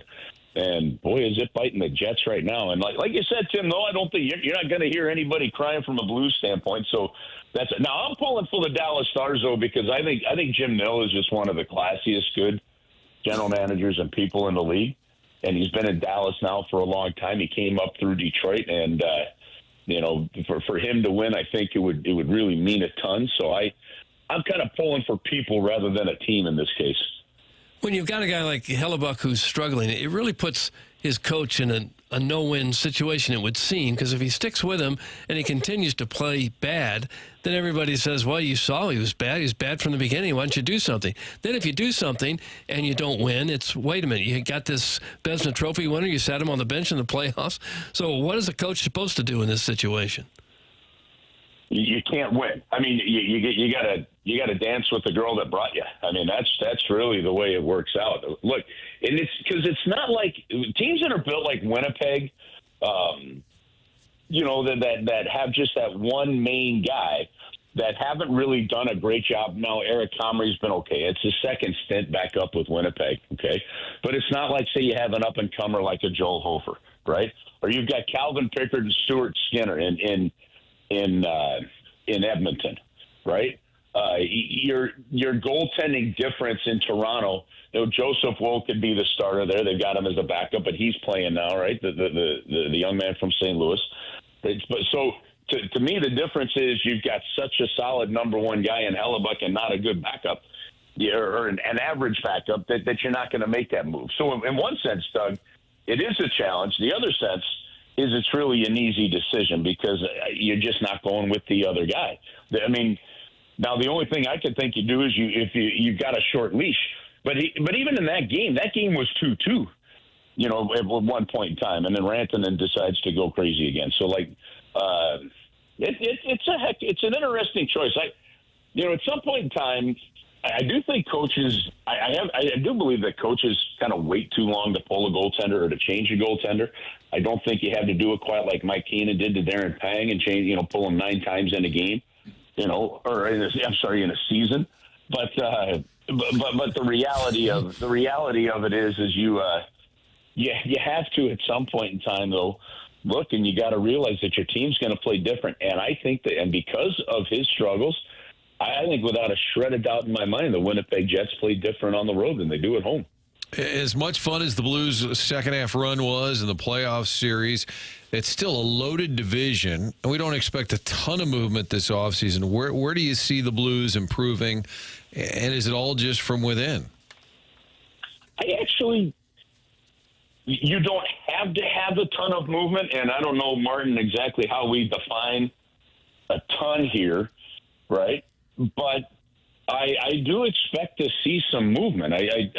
The one thing we know from Doug Armstrong is in seasons where they miss the playoffs, he says we're not good enough, and there are adjustments to be made. I mean, and so to me, it's not. I don't think it's just going to be a stand pack because you've got everybody. I think there's some roster cleanup ways he can go about it.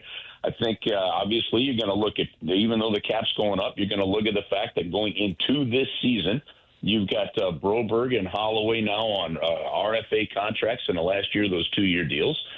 You've got decisions to make, on guys based on contracts, based on term, based on, no trade clauses, and things along those kind of lines. And really what happens now, the biggest thing I think to keep an eye on, one of the biggest things is, do they make any adjustments defensively? And the reason I say that is because the Blues this season going into this summer, they get a little of that control back. And what I mean by control is you had defensemen that had full no trade clauses, right? All of your major defensemen basically have them, right? Now those no trade clauses, they shift the modified no trade clauses where the players can, and it depends on the term. Some players, it's, present a 15-team no trade list, that kind of stuff, right? And so the team does have the ability to move players more than they did, I think, in the last couple of years. And if Doug Armstrong feels that, a couple of moves open up spots or make it necessary. So I don't expect a roster overhaul. No, but I do anticipate some movement. I would assume they would like to sign Holloway and Broberg to long-term contracts. Do they have the salary cap room to do that without subtracting someone else who's got a big contract? Yes, because they're under contract for this year, Doug, but the contracts that they would sign would be next year. Right. So depending on, again, potential moves or stuff that they know is coming off of the books, and I'd have to go back to cap wages or to, Puckpedia and just double and look at it again. But depending on what comes off the books after this year, opens up cap space for next year. But yes, they really do. Now, again, looking at patterns and looking at habits, the one thing that we have seen from Doug very consistently over the years is we've seen a lot of extensions for players happen going into the last year of their current deal, right? You saw it with Colton Parayko. You saw it with Thomas. You saw it with Kyrou. You've seen it up and down. There's only been a couple of kind of bigger players that haven't gotten it done. And both, I can't remember if Jaden Schwartz held out a little bit. I know Alex Pietrangelo did, right? So there's only been a couple times that has happened. But whether it was Braden Shen or Parayko, Kyrou, Thomas, even recent guys, you've seen those guys extended before that first year, that last year of their contract. So we'll see what happens with that as the summer moves on, as we get into August and September. Do you think Joel Hofer just kind of stays in this role? Is he just kind of the heir apparent waiting it out? And I'm just wondering, other teams would probably love to pick off a guy like that, but do you think they stick with these two and just kind of let him wait his turn? Martin, I love that question, and I have no idea how that plays out. I think Jordan Bennington continues to show you that he can be your guy, that he should be your guy. And I'm gonna go to this. It's not as easy as saying, look, we've got a really good guy in Joel Hofer. We think he's going to be ready. Look if you look at what the Tampa Bay Lightning did when they moved Ben Bishop to Dallas and Andre Vasilevsky they felt was ready, all right? You moved a goaltender that got you to the Stanley Cup final there in Ben Bishop. So to me, this one's interesting because Joel Hofer is a restricted free agent, all right? Obviously, they haven't signed him yet. I would think with what he's done and kind of what his ability is, if you're his agent and you're going to play the game, you're like, no, we might want to see if an offer sheet comes in. All the Blues have to do is just qualify him, to retain his rights. If somebody were to make an offer on him, right, then it's pretty simple. You look at, okay, what is that offer and what's the compensation, obviously I believe the Blues have the cap space to match it, and that's the other thing on this. So, But then you go, okay, if you're Joel, how long do you sign for? Jordan's got 2 years left on his contract, right? Are you waiting for that? They're really happy with the continued growth of Colton Ellis in Springfield, and they're waiting to find out if Zarenko, re-signs, with them as well, or decides to maybe go back to Russia and see what the market is over there. But this one's an interesting one because you have a goaltender that's keeping you competitive. You have a goaltender that you can win. You have a goaltender that in all likelihood is going to represent Team Canada in the Olympics next year. And listen, all three of you guys, Tim, you guys used to travel with us right? You were part of, from the 2000 on when I first got here. For 10 years, every post-game show dealt with some goaltender topic, right? Yeah. And for the last 6, there's been no doubt who your goaltender is, right? I mean, if we compare where we're at now, once you find a goaltender, you stick with them and you go with them, and you better be dang sure if the guy backing him up, if you're going to hang your hat on him, if that's the case. So interesting scenario there with Joel Hofer and his next contract and how that goes. They're really happy with him. They like him. The guys in the room love him. There's a lot to like in the future. The one thing it does look like is that the Blues goaltending situation is set.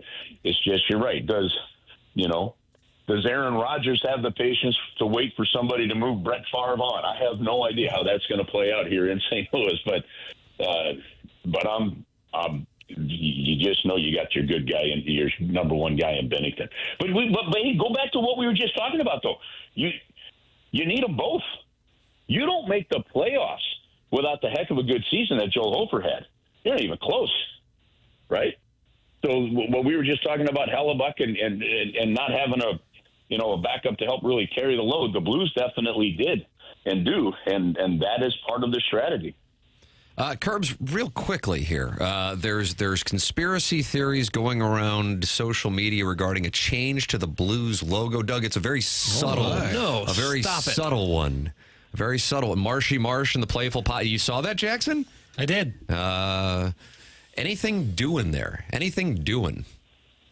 Dude, we're having Mother's Day dinner last night at the table, and my daughter says, "Hey, Dad, what's with this? When are they going to announce this logo change and do this thing and this and that and whatever?" And I think they're going to go back to the round one and blah, blah, blah. I said, okay, well, first off, I haven't heard anything along these lines. Where are you getting this? And it's not uncommon for me to learn some things from my daughters with their social media followings. I can tell you this, I haven't heard squat. If you're asking me, I'm debunking anything. I mean, I guess I could call somebody and then say, should I be debunking this? But I do believe when she's like, well, it's because, the round logo and stuff, I do believe that was one of Tom Stillman's least favorite logos, so I don't anticipate that. Could they be, and now I'm speaking way out of turn here, but could they be looking at something where you're going more on the main, like say the Busch Stadium Winter Classic jersey becomes the primary home, jersey or setup? I could see something like that, but full disclosure here, guys, laying all the cards on the table, I haven't heard anything along those lines. It doesn't mean that nothing's there, but that's a weird one to me. All right, there we go. Glad I asked, especially since it came up at Mother's Day. Yeah, I'm glad the girls are asking. Yeah, she on just, top of it. I agree. She just brought it up, and she's like, and then they started debating which ones they liked, which ones they didn't. Then I had a proud dad moment as they were debating whether or not the Blues logo should look like this or that or whatever. That was you raised them right. You raised them correctly. Wow. Well, we're trying, Doug. I love the fact his daughter, Dad, you see they traded so-and-so? Did they? Start breaking news at the dinner table. Oh, she's done. That's happened before. It's happened. Listen, it has happened. All right, where because of whatever, either I haven't looked at email or prior to us getting some communication fixed, where I said I'd really like to stop learning team information through social media. It happened once to me. I was walking at Deerbridge one time, right over here near the house, and a guy stopped to me, and I can't remember what trade it was. He goes, "Boy, that's a bummer that this guy's gone." I looked at him and I go, "What are you talking about?" That's when I made a phone call and said, "Hey guys, you don't mind looping me in on some of these things so I don't get caught, being that we get called or stopped in the store." But and then the guy goes home. He's like, "Yeah, I said at Kerber at the produce aisle. He didn't know nothing about it." Oh, that guy's an idiot, or I scooped him. He had a moment. Yeah, it was good. No, I have learned Blues information from my daughters following on social media. It's a good thing. Kerbs, always enjoy the conversation. Thank you for your perspective, both on the postseason, the Blues' short-term future moves, and this logo theory that is making its way around social media. Chris Kerber with us here on TMA, joining us on the Callier and Thompson phone lines. Thanks, Kerbs.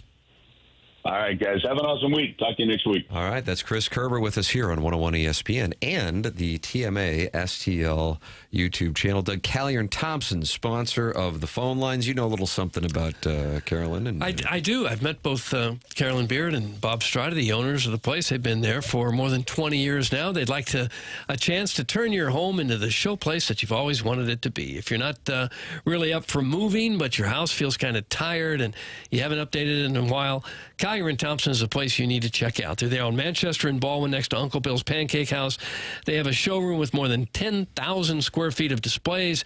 They got all kinds of ideas. You can go there and find what's going to work right for your house. And you don't necessarily have to redo your entire kitchen. You know, a lot of people don't want to do the entire kitchen because that's a lot. If you're just looking for appliances, they got that too. Just a couple cabinets. Yes, you can do it piecemeal if you want.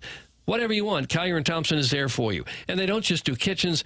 Of course, they do bathrooms. They'll finish your basement. Anything in your house that needs updating, Callier and Thompson is the place to go. And the best thing about them is these are people you can trust to have in your home. They've been in business since the 1950s.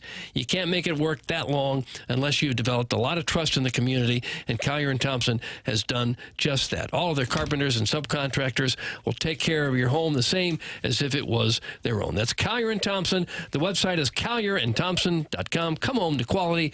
Come home to Callier and Thompson. There it is. Brad Thompson coming up on the Stiefel Dossier 9:30. The program is called TMA. It's presented to you by Brown and Crouppen on 101 ESPN and the TMA YouTube channel.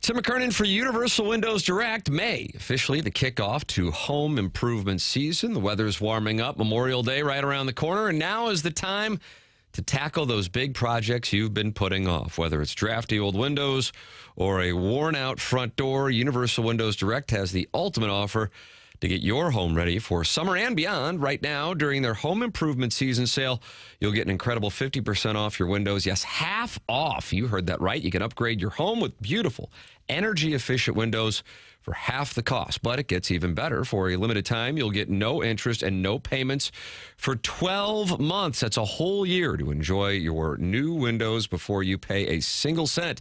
And here's the cherry on top. You'll receive a free entry door with your window purchase. That's style, comfort, and savings all in one. So why wait? There's no better time than home improvement season to give your home the upgrade it deserves. Call 314-334-2522 or visit universalwindowsdirect.com to schedule your free in-home estimate today. This May, celebrate comfort, curb appeal, and serious savings with Universal Windows Direct. And like me, you'll be saying, I love my windows.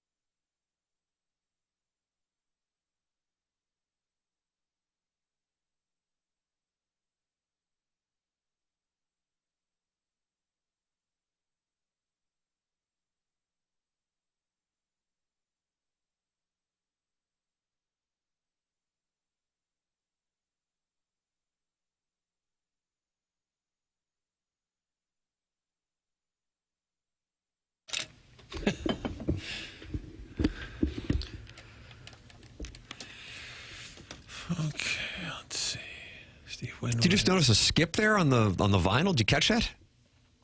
Must be Jackson's fault. Was there a skip? I don't know. I didn't hear it personally, but this is kind of my first time really ever hearing this song. You've never heard Higher Love by Steve Winwood and Doug Shaka Khan. Is she in there? She is. Not really. Not a lot of Steve Winwood in my quiver. Quiver. Okay, I don't know. You went to Ladue. I'm sorry, you're bad at math, good at verbiage. In your quiver. Yeah, like an arrow in my quiver. It's not one of them. But it is his 77th birthday, so shout out to Steve Winwood. That's the reason for the song. I was trying to guess the music theme in the early going. It's his 77th birthday, Mr. Winwood. Music can be a real separator of the generations. Like, you've never heard that song, and I find sometimes I'll go to a game or something, and they'll play something over the audio system, and everyone is singing along with them, and I've never heard the song. Yeah. The whole building is singing along and knows every word. I said, where is this from? Never heard this. It has to hurt if you're the artist, and years later, you're at the department store, the grocery store, and your song's just kind of lightly playing in the background, that you become sort of background music. I need to get better at expanding my musical purview. Quiver? Yeah, my quiver, making my quiver bigger. Because I have access to every song pretty much ever made with Apple Music and streaming, and I feel like I listen to the same 50 songs. It's okay to just play what you like. Yeah, but I want to expand my taste. To somebody else. Well, some people like some things. I want to expand my taste. I think one of the signs of getting older is you stop listening to new music. That's fair. Boston Market Adbot, Doug, is flooding the Michelob Ultra YouTube chat, and Big Blonde Dan is concerned. What is going on? Boston Market Adbot, are you actually a bot? Take a breath, sir. So there's concern right now in the Michelob Ultra YouTube chat regarding the Boston Market Adbot. It might be malfunctioning. Can they see other Boston Market's out? Can they see other people's texts? They can't, right? Yeah, they talk with each other. On YouTube. Yeah, not on the text line that we have here. Text line. Okay. No. Okay. Although there's sometimes fights break out in the text inbox. Really? Well, Morrison Woods Wacko, Mr. Lick, self-made stay-at-home Ladue mom, Time Sharon sharing. Clayton, the Webster Cottleville thing. Yeah. But the only way they know what's being texted in to Is this if is we if read it. you read. Yeah, okay. And Morrison Woods Wacko has sent this in 3 times. I heard it. I heard the skipped. Do your job, virgin. Oh, come on. So if I hit play on Apple Music and then just sit here and it skips, I've somehow done something? Like, let's be logical here, or at least reasonable. Whoa. You want people to be reasonable? Ideally. I didn't do anything. And even if it skips, who cares? Yeah, so what? Get over it. It's Winwood, and it's his birthday. 77 bills. 77. Doug. And he was part of Traffic, Martin? Yeah. Who else was in Traffic? There were some others of note. Darnell Coles. Coles is in there. I think so. Yeah. Sparks from the High Heeled Women. What was the name of that song, Doug? I don't know. Traffic. I don't know the names, Martin. Guys, the boys are looking very good in blue today. That's from MD 2020. Are we coordinated? I'm in Jackson, you're in black. Oh, Aren't this you? is like a navy. Is that navy or is that? See, I'm colorblind on So black am and I. navy blue. It can be a problem with my socks. It looks Socks the black to cat me. was a wonderful cat. Was that Bill Clinton's cat or was that George H.W. Bush? Or was that George W. Bush's cat? I don't know. Is that the only presidential cat? Clip that off. Oh, I'm sure some This of is us kind of had like a cats. navy, but I also struggle That's with... a navy? See, I would go black. All black Yeah, everything. I might be colorblind, but I think that's a charcoal black kind of. Oh, I don't know. Navy. I think it's navy. There's zero chance it's navy. Martin has just released a zero chance play. I'm also have some struggles with color blindness. And okay. Dark navy, black, dark brown, dark green has got me before. Really? Oh, yeah. I've been in the store thinking his shirt was black, and when I got out into the sunlight, it was forest green. Oh, what color is Tim's coat? Yeah, what about that? The coat itself is a blue. Is it a turquoise? No. No, No, really? it's pretty Tim, would you close. say it's turquoise? It's a lighter blue. It looks like the color of a lot of expansion teams in the early mid-90s. Tealish. Try to really shake it up. Yeah. And Doug's got blue on blue. Right? Yeah, that looks great. Well, Yeah, light Doug, blue. I like the way you look, Dark bro. blue. I really like it. Okay. Dave Mason was also in Traffic. Remember that Dave Mason saying, we just disagree, a couple of other hits? Yeah, he was big there for a while. Baby Blue brings out Timmy's Baby Blues. I'm fully zoomed in on the bottom right of the YouTube vid. That's from Big Blonde Dan. Stop it, Dan. 297 friends of the Feather gathered in the Michelob Ultra YouTube chat talking it over here on the presentation. Jackson has what is called Continental Yoff Talk, Martin, in segment 8-2 on the Stiefel dossier. Continental Yoff Talk, Doug. Spittin' Chicklets, VJK, Sam Bennett, Mikko Rantanen. I see it. And it doesn't relate back to a movie. Celebrating an anniversary, which is odd. That's a little later on in the dossier, but I don't want you to spoil the dossier. It's been 25 years since. Oh, no. Okay. I should put it in there as it's happening so that I can avoid any burning. I thought the VGK goal with 0.4 seconds left was noteworthy, and I like the call of it. Did you? Darren Panger heavily featured. Good. So if you want to take a listen. Okay, sure. Carlson with 7 will chip it down the boards. There's nobody to help him. A centering feet. Here's Riley Smith. Wade shoots, hit the post. He hit the post at the buzzer. Referee was right there. Garrett Rank signaled no goal. As close as it gets. As close as Vegas it gets. bench is celebrating. I think this one in the net. The bench of the Vegas Golden Knights would have that. Ice official. The call on the ice is a goal, but the play is under review. And then off the camera there, it's a goal. At 0.4, the puck completely crossed the line. Goal. Wow. You believe that? Wow. Boom. 0.4 seconds. Well, does that make you feel better that the Blues gave up one with 2? The circumstances a touch different. Really. Yeah. Martin, it doesn't make you feel better. No, it doesn't. It's only a game 3. It is amazing. Late, Toronto pulled their goalie. The pressure on the other team. It does seem to be almost every game. You know, the Cavs are losing by like 80. But it does seem to be. It does seem to be just when you pull that goalie, the pressure is intense, especially in the playoffs. It's also, it's amazing to me how fast you can go from there's just a few seconds left and we got nothing going on till we scored. I mean, it can happen in just a second or two. Yeah, you play terrible. And all of us, in the last couple minutes, here we go. Let's do this. You know, late in the show, we look at each other. We say, boy, this has just been, we've not played well. Yeah, let's do this. Let's pick it up. Let's and we finish get a hot take like in the last second or so of the show. Brings you back the next day, that hot take. Guys, Panger is the new Doc. That's from Floyd Velvet. The new Doc Emmerich. How about that? That's a hell of a compliment. I think he'd probably be considered the #1 hockey analyst, I guess. Wouldn't he? And Doc was play-by-play, but if you just want to say, like an outstanding voice of hockey, Panger is as good as it gets. Just the excitement there, too. And to be on the call to kind of like get it right, but also be excited. Skinner's doing his best Hellebuck impression. How'd we lose to those dopes? Oh. Sharon and Clayton, and she's not in a good place till 8 days after. Still struggling with it. More likely, Stars win in 5 or the series goes 7. Go. I'll say series goes 7. More likely of the 2, because that gets me 6. So it's 7. 5. I share Martin's belief on that. I just don't see it. Especially if they shell him in the next game. Laissez jet. I don't see it. What do we got here on the Spittin' Chicklets boys talking about Craig Berube? Because Bernie Federko released a 5-star play.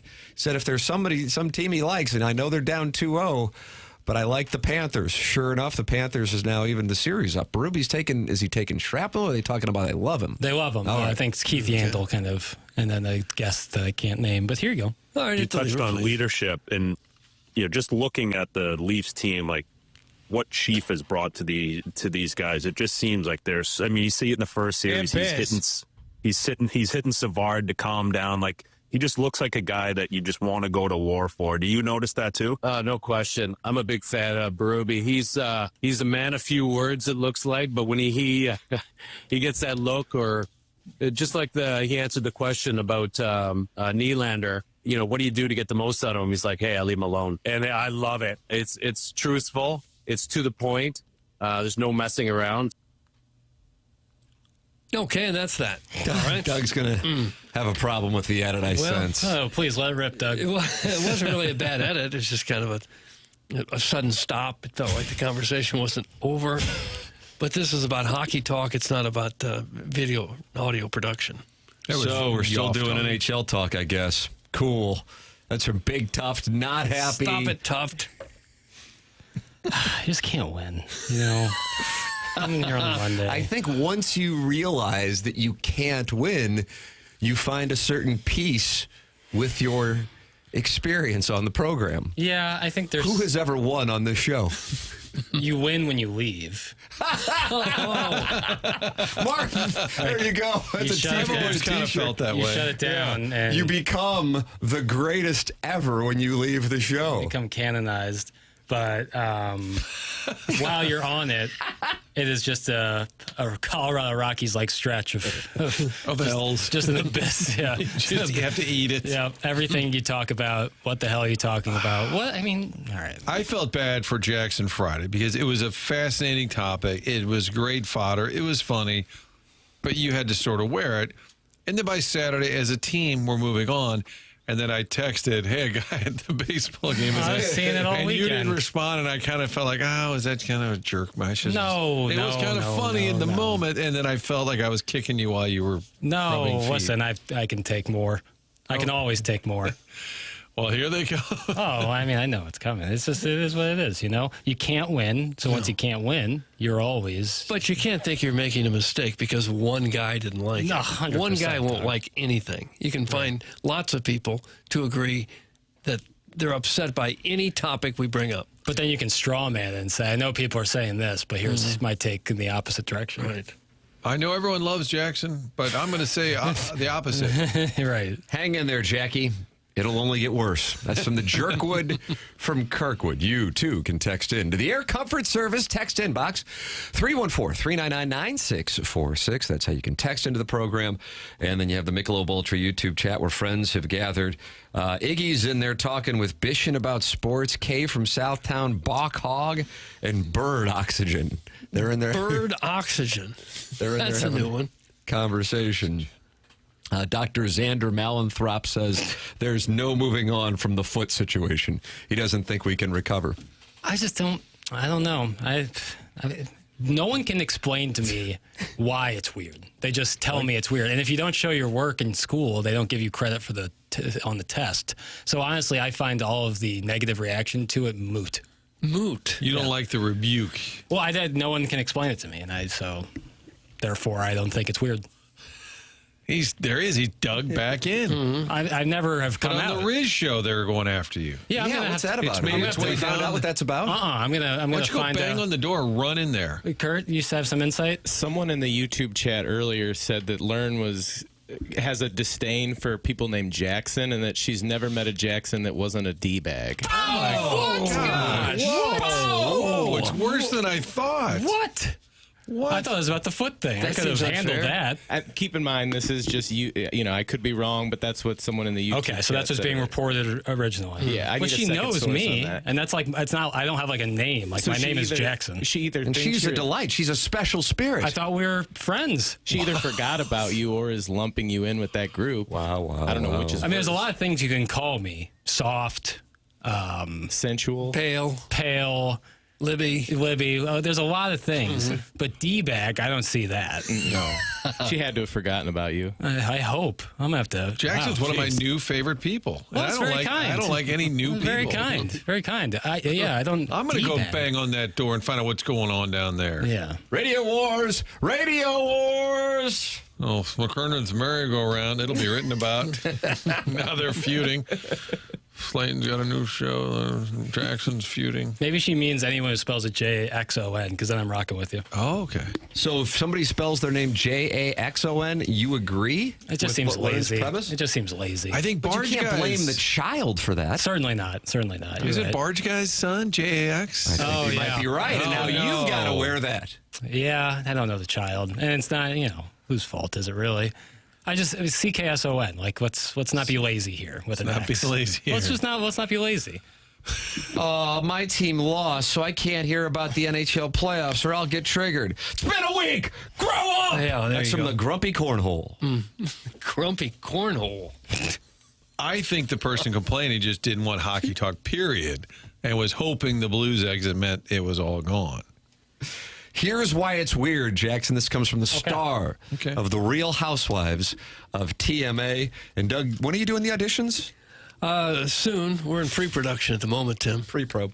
Here's why it's weird. The feet are a known erogenous zone, so offering your rub your mom's feet seems a bit off color. That's from Sharon and Clayton giving you the reasoning. Who is determining the feet are erogenous zone? Sharon and Clayton Starr, the Real Housewives of TMA. I don't view my feet in that way, and if you do view feet that way, good on you. I say whatever blows your hair back, whatever revs your engine. But I personally, not in the slightest, find that to be an erogenous zone. I just looked it up. According to Google, it is not. Yeah, okay, thank you, Kurt. Appreciate that. And so Sharon will be issuing an apology. Right, and even so, like, sometimes you compartmentalize. Like, if you're always walking around randy revved up, if you're always revved up, everything's going to be a little creepy and weird. But if you can compartmentalize and understand that this situation is different, then it's just a normal thing. Erogenous zone. Well, it was for Jay Jr.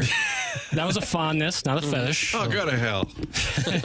Sharon, put the Franzia down. It's 9 in the morning. That's from Scissor Me Timbers. Jackson, would you give a man a foot rub? That's from the 314. Sure. I caught a bluff there, Doug. I'm going to call. I don't think he has anything. I think he has 8-3 off. Well, guys get foot rubs. And it wouldn't be crazy. crazy. Like Sweet Kai at his wedding, you're not going to say, hey, what do you say? I rubbed your feet. If he asked me nicely, you rubbed this gentleman's feet. If I did, I wouldn't then be like, it wouldn't be weird. Why would you ever rub another gentleman's foot? I wouldn't. Now we've gone in a whole new direction, Tim. I'm not looking. Here we are. I'm not looking to do so, but I wouldn't find it weird, is what I'm saying. Okay. Would you receive a foot rub from a buddy? I don't like massages of any kind. Okay. Oh, that's interesting. I don't. Even with the soft hands of Herb? Herb or otherwise, back massages especially really give me the willies. The willies? Really? Yeah, I don't like it at all. It's not for me. Gee, Chairman, I can look up Google that the world is flat. Doesn't mean it's true. I read it on the internet, so it's true. Moron. Oh. That's Sharon and Clayton, and maybe Chairman Kurt will be. Do you have any idea what called a source citing sources is?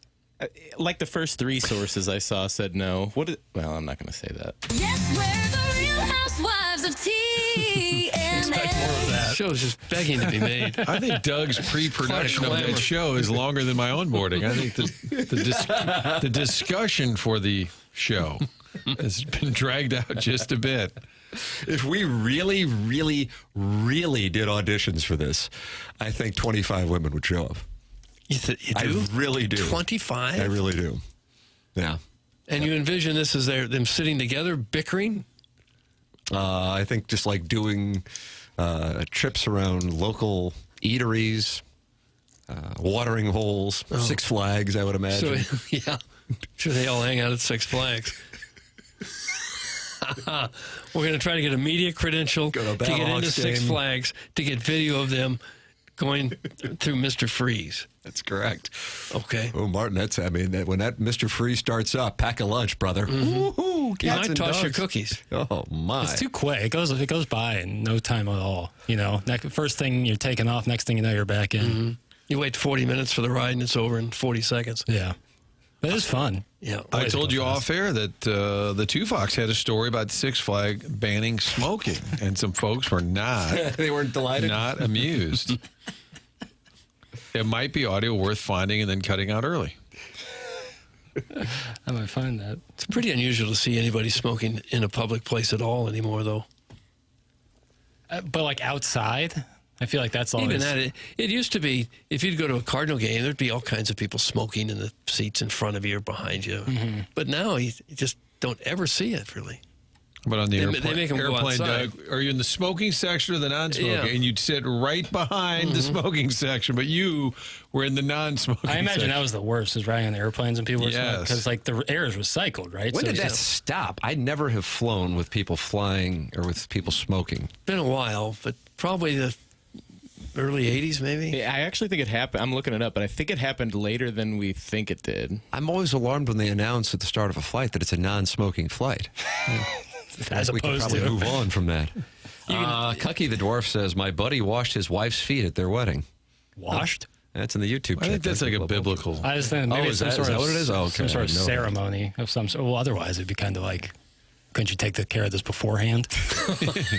Hey, I wouldn't mind cleaning up. I think I'll wait till I get to the church. I'm going to shampoo afterwards and then some sort of ceremony. What if you did sweet guy's feet at the ceremony?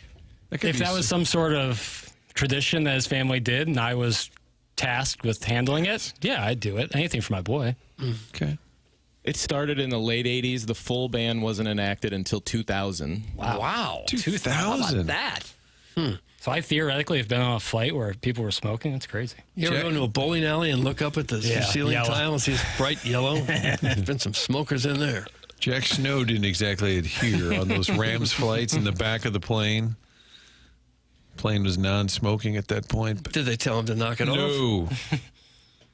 Jack kind of had his own rules. Guys, will Sharon be disqualified from the Real Housewives of TMA once you realize she lives in a double wide south of Appleton? Doug, that's Scissor Me Timbers. Is there only certain zip codes are welcome on the show? Appleton's down there by Cape Girardeau. God, south of Appleton. I don't think she lives south of there. With, there was a... The old Appleton stepdad. That's right. But there was a texter or emailer from days gone. Bloomsdale, the Rat Inn. Bloomsdale. He would strike from time to time. And that's south of Appleton, I would assume. That's down there, yeah. I'd get so much pipe on the Real Housewives of TMA. That's from the self-made stay-at-home Ladue mom. Sounds like these. So is this a dating show now, too? Well, I mean, I'm sure guys would be like excited to flirt with the Real Housewives of TMA when they would see them out at various cocktail lounges, and ideally, speakeasies and such. Right. And ideally, we would get those guys, and they would be pretty fired up. Maybe they need jackets, like those old school high school letter jackets that say they're part of the Housewives of TMA. Kind of give them a tougher look. Well, the conversation starter. You're welcome to email in your suggestions for the program. Auditions coming up. Doug is doing it down, I know, at the lake on Memorial Day weekend. And then we're debating whether or not I think Brio and Bricktops are in a bidding war. Well, maybe it's just home and home, Two different episodes. For the auditions. Email in the morning after at InsideSTL.com. That's the Design Air Heating and Cooling email of the day. Doug, do you know anything about Design Air Heating and Cooling? Well, I know that's where you go if you have any problem at all with your air conditioner or your furnace. When it comes to heating and cooling, you trust the name that's been around longer than all of us have, been by a lot. Design Air Heating and Cooling, proudly serving the area since 1904. That's more than a century of keeping homes comfortable and customers happy. They're not just another HVAC company. They are the longest-running sponsor on TMA, and that loyalty says a lot. Seth Goldcamp is the man there. You can trust him. He's leading a team that truly values integrity at Design Air.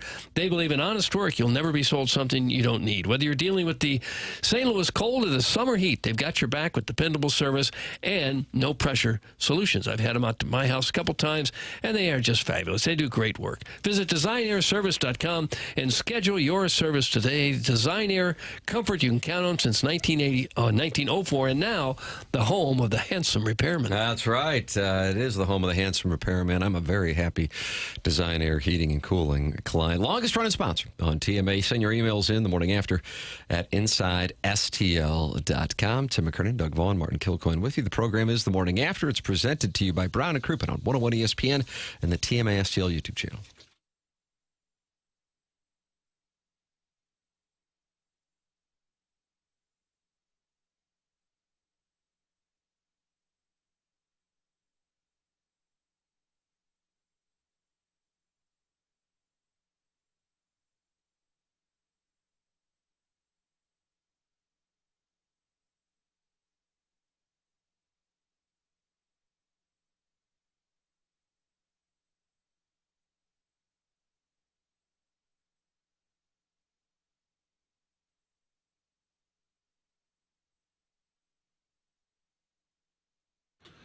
Looking for a new car? AutoLoanPro.com. A little off-air humor with Jackie. Now we move on. It's the AutoLoan Pro website that I keep telling you about. And when you go there, you can download the free playbook. You'll see Robert Thomas on the site. But that playbook's going to help you in the future when you're looking for a new car. Helps you understand how the credit industry works. And right now, whatever your situation, you need a car. They're going to work with over 50 different lenders to get you the best financing available, little to no money down. They're going to work hard to make all of this possible for you. There's only one thing you need to know. Choose the Auto Loan Pro. AutoLoanPro.com. Again, the website, pretty simple. check out the car, see what you qualify for, and then along the way, learn a little bit about how the credit industry works. Do that, download the free playbook, and get yourself a new vehicle. AutoLoanPro.com, the only site you need to visit. Auto Loan Pro is part of the Lita family.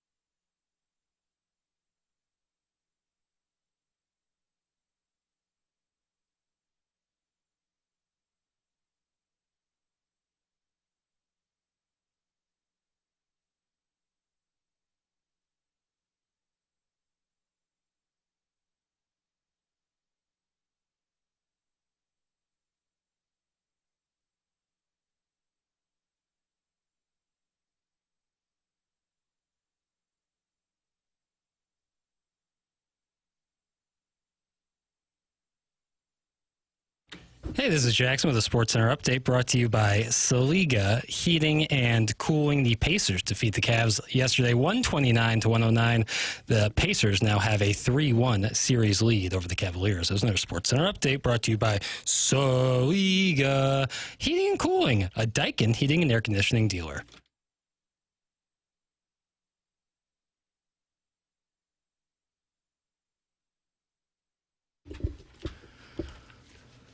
Is Mark Morrison celebrating a birthday today? He is. He is. I'm going to guess, Doug, how old do you think Mark Morrison is? You go first while I think. 54? Too high? I actually was going to go 55. I'm not Price is Righting you. Okay. I'm going to go Doug's going 56. So, Jackson, what do we have? 53. Wow. We all overbid. Nobody wins the Showcase Showdown today. It's TMA 101 ESPN. Mark Hanna, sponsor of the Evergreen Wealth Strategies 9 o'clock hour online at evergreenstl.com. And you can call in to Mark and talk it over with him at 314-889-0503. Doug, the Cardinals are coming. Tra-la. Katie Wu detailing that only two rotations have carried more innings for their teams than the Cardinals. And the Cardinals and Ali Marmol got two Jim Dandies to start the series. Almost had back-to-back complete game shutouts with Fetty, and then Palante lost his in the 8th inning. Michaelis only allowing a run. Here is Ali Marmol in the Cardinal rotation. Hit the lever, please, Pale. Yes. It's a combination of things, but I think that the way they've kind of committed to the game plan, and our catchers are doing a really nice job of veering from it when needed, but sticking to it when necessary. So I give a lot of credit to Dusty and his staff, and then our catchers and our rotation for the conviction behind the plan. But credit to the pitchers; they're going out there and executing. It's been really fun to watch. I liked him letting Fetty go all 9 on Friday night. I was kind of surprised because they were up by 10. Thought they might bring somebody else in just to save a few pitches on his arm, but he was... Might have been personal. It could have been. He's got a couple... they pulled him out with a no-no going at one point this season. Yeah, but this was his former team. Yeah, that's Who true. knows what the situation was there. Good. We need to do it more. Leave them in. Yeah. Who cares? Especially with guys that you don't care about. No offense, but it's not your prized first-round pick who just got called up. I mean, I'm not wishing any harm to anyone, of course, but I'm saying older players in the last year, like, push them. Push them a little bit. That used to be a regular thing when a pitcher would go 9 innings. It happened all the time, and now it's what? He went 9 innings? He threw 109 pitches? You got to be kidding. It's actually, he went 7? Yeah. That's the new 9. There was times over the weekend where the Nationals didn't look like they were too interested in competing much against the Redbirds. Yeah, Nationals and Rockies ought to get together. A couple of flailed swings where I was like, are you guys really trying to put this ball in play? Good column this morning from Ken Rosenthal. Doug Martin, very unhappy with Rafael Devers.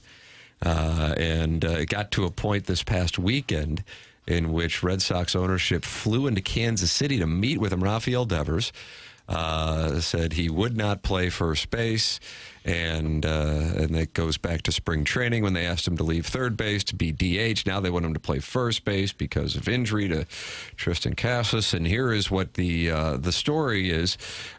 In theory, the move would make sense, providing an offensive upgrade over the current mishmash at first and clearing the DH spot for Masataka Yoshida, whose uncertain fit on the roster once he returns from shoulder surgery also is not Devers doing. In reality, by agreeing to such a change in the middle of a season, Devers would risk injury, offensive regression, and embarrassment. Devers is not above reproach in this latest chapter of As the Red Sox Turn, which includes a potential disconnect between Chief Baseball Executive Officer Craig Breslow and manager Alex Cora. But Devers is in a lose-lose situation almost entirely of the team's making.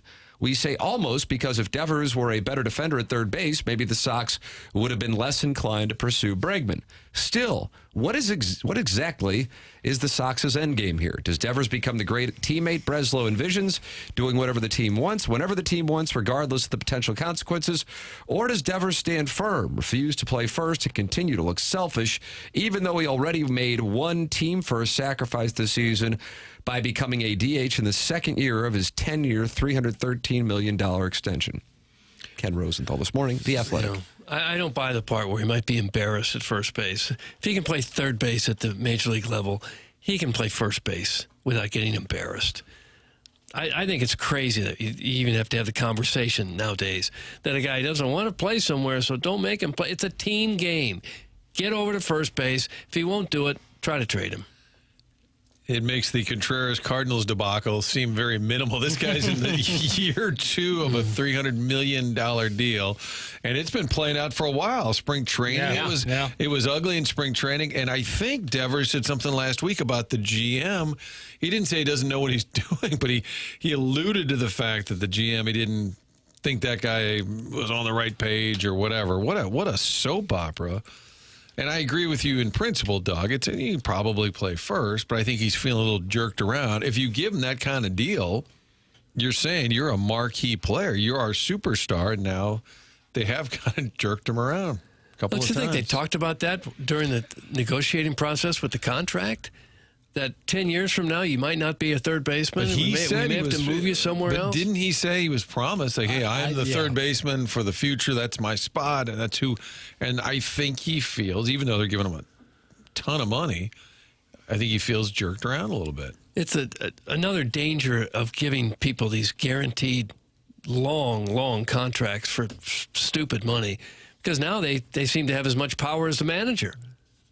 You can't make me play first base. I'm not going to. Wah. I'm not going to play first base. I'm not getting my way. Wah. I would like it better if Devers said that. Wah. 3 days after they all met, the standoff continues. Not that it's bothering Devers any. He went 7 for 12 against the Royals this weekend with a 440-foot home run yesterday. But the entire episode smacks of the tendency of some modern front offices to view players as robotic chess pieces capable of moving around the field according to management's whims. And it was all so avoidable if the Red Sox had just been up front with Devers from the start. Devers, remember, criticized Sox management before the 24 season for failing to upgrade the roster. So heading into the 2024-2025 offseason, Breslow and Cora could have sat him down and said, Rafi, we heard you. We're going to go after some players. One of them could be a third baseman. And if we get, say, Bregman or Arenado, we're going to need you to play either first base or designated hitter. When reporters asked Breslow about moving Devers off third at the team's end-of-the-season news conference last September 30th, the chief baseball officer acknowledged such a talk might be necessary. Those conversations, if they were to occur, would definitely happen internally before I discuss them here. And then they never happened. Okay. Yeah, I think that's, a fair point, like a communication up front, but there's also a better way to handle it if you're Rafi Devers. But the part where he says management shouldn't move players around like chess pieces, they have every right to do that. They're management. When they tell you what to do, you do it. What happened to that idea? The players are in charge now? If there's other teams like the Dodgers desperate for a third baseman now, if I'm the Red Sox, now's the time, trade him. Because you're going to have Bregman for a while at third base, and he's a much better defensive third baseman, so that's who you want at third base. So why don't you trade Devers for somebody and put a better first baseman in there? Doug, how would you have felt when you were still at the 4 Fox if all of a sudden one day they just asked you to move from sports to weather? That's from the 314. I would have had to do it until I find something better. Well, I suppose it might rain today. But when you're on a sports team, if the boss says you got to go play something else, you just do it, don't you? How do you say, no, I refuse to play another position? Since when did that, at what point in time did that become okay? I refuse to play another position. I'm going to sit here on the bench and take my, $37 million a year, whatever the hell he's making? Yeah. This is insanity. It's pure insanity, and we've let it evolve into this, where it's okay that extremely well-compensated players can say, "Wow, I don't want to play that position." Alex, you got to be kidding me. Said this regarding the situation: cutoffs and relays. There's a lot of stuff. It's a tough position to play, a tough position to learn. Sure it is. He's been playing baseball his whole life. He is a professional baseball player. If he doesn't know how to do the cutoffs yet, he shouldn't be at the major league level. by high school, you know the cutoff plays. Cora is in a weird spot here, trying to manage the player, will not piss off management. This does remind me, Rich Gould, I can hear as Doug is saying this, Rich Gould would get so worked up. To this day, I still bring it up. Skip Schumacher made the move from outfield to second base. Doug championed that before it happened for the record. And so it seemed to be a good move. It worked out. But whenever they would talk about it, Rich would say, for God's sakes, he's a baseball player. Okay? He didn't suddenly become a surgeon. He moved from the outfield to the Rich, who rarely got upset about anything except having to work Sundays and Mondays and Tuesdays. That's and Wednesdays. true. Sometimes we overanalyze things. He would get so death. mad because he would say, you're a baseball player. For God's sakes. You're playing, okay, you were in the outfield, now you're in the infield. Okay, it's a little bit of an adjustment. It's not that big a deal. Especially for a guy who was a shortstop in college. Right. So Bregman has an opt-out next year? Yes. So they might be in a rock and a hard place with Devers. You let him go, and then Bregman opts out at the end of the season. I'm not going back to third, and that's final. Anyone with that attitude, I wouldn't want him on my team. Ship him out? Ship him out, yeah. Would have a lot of trade value, you would think. Hal in Hillsboro is using a phrase I haven't heard before. That's horse and buggy thinking, Doug. You need to get with the times, boomer. That's from Hal, and he's in Hillsboro. You ever heard the term, Martin? Knock it Horse off, and Hal. You got boomered by Hal in Hillsboro. Yeah, what horrible thinking that you want to be a good teammate. That really is old school, stupid thinking. It's all about me. Me. Right, Hal? I'm not necessarily a big St. Louis fan, like Cardinals fan. Oh, come on, Charlie. Cardinals have a better record than the Red Sox. How about that? Well, Arenado's glad that he speak stayed. louder than word down. So now they got Sogard playing first base for him, Boston. Nick Sogard. He's hitting 125. No home runs. But Devers won't go there. Wah, I'm not moving. Oh, Doug, cutoffs. Oh, yeah. Who could possibly figure out a cutoff? It is so advanced. What do you think the skipper would do? Requires You so think he would much just pencil intelligence. him in, put it in the lineup? I think he would, actually. Yes, your first base. Tony, there's nobody standing at first base. Well, let's play on. Like, with no first base. How do you think Whitey Herzog would have handled somebody who said, no, I don't want to play first base? Well, that's bug and horse buggy Boomer. stuff. Boomer. Sorry, Thanks. Hal. Sorry, I forget it.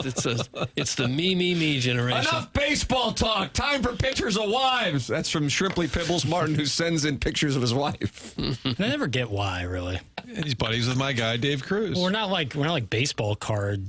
We don't like, Collectors. there's not a grade, Ooh, look, I just got a Shrimply Pibbles wife. Yeah, oh boy, what's the 8 mint? Like, what am I going to do here? 8 mint.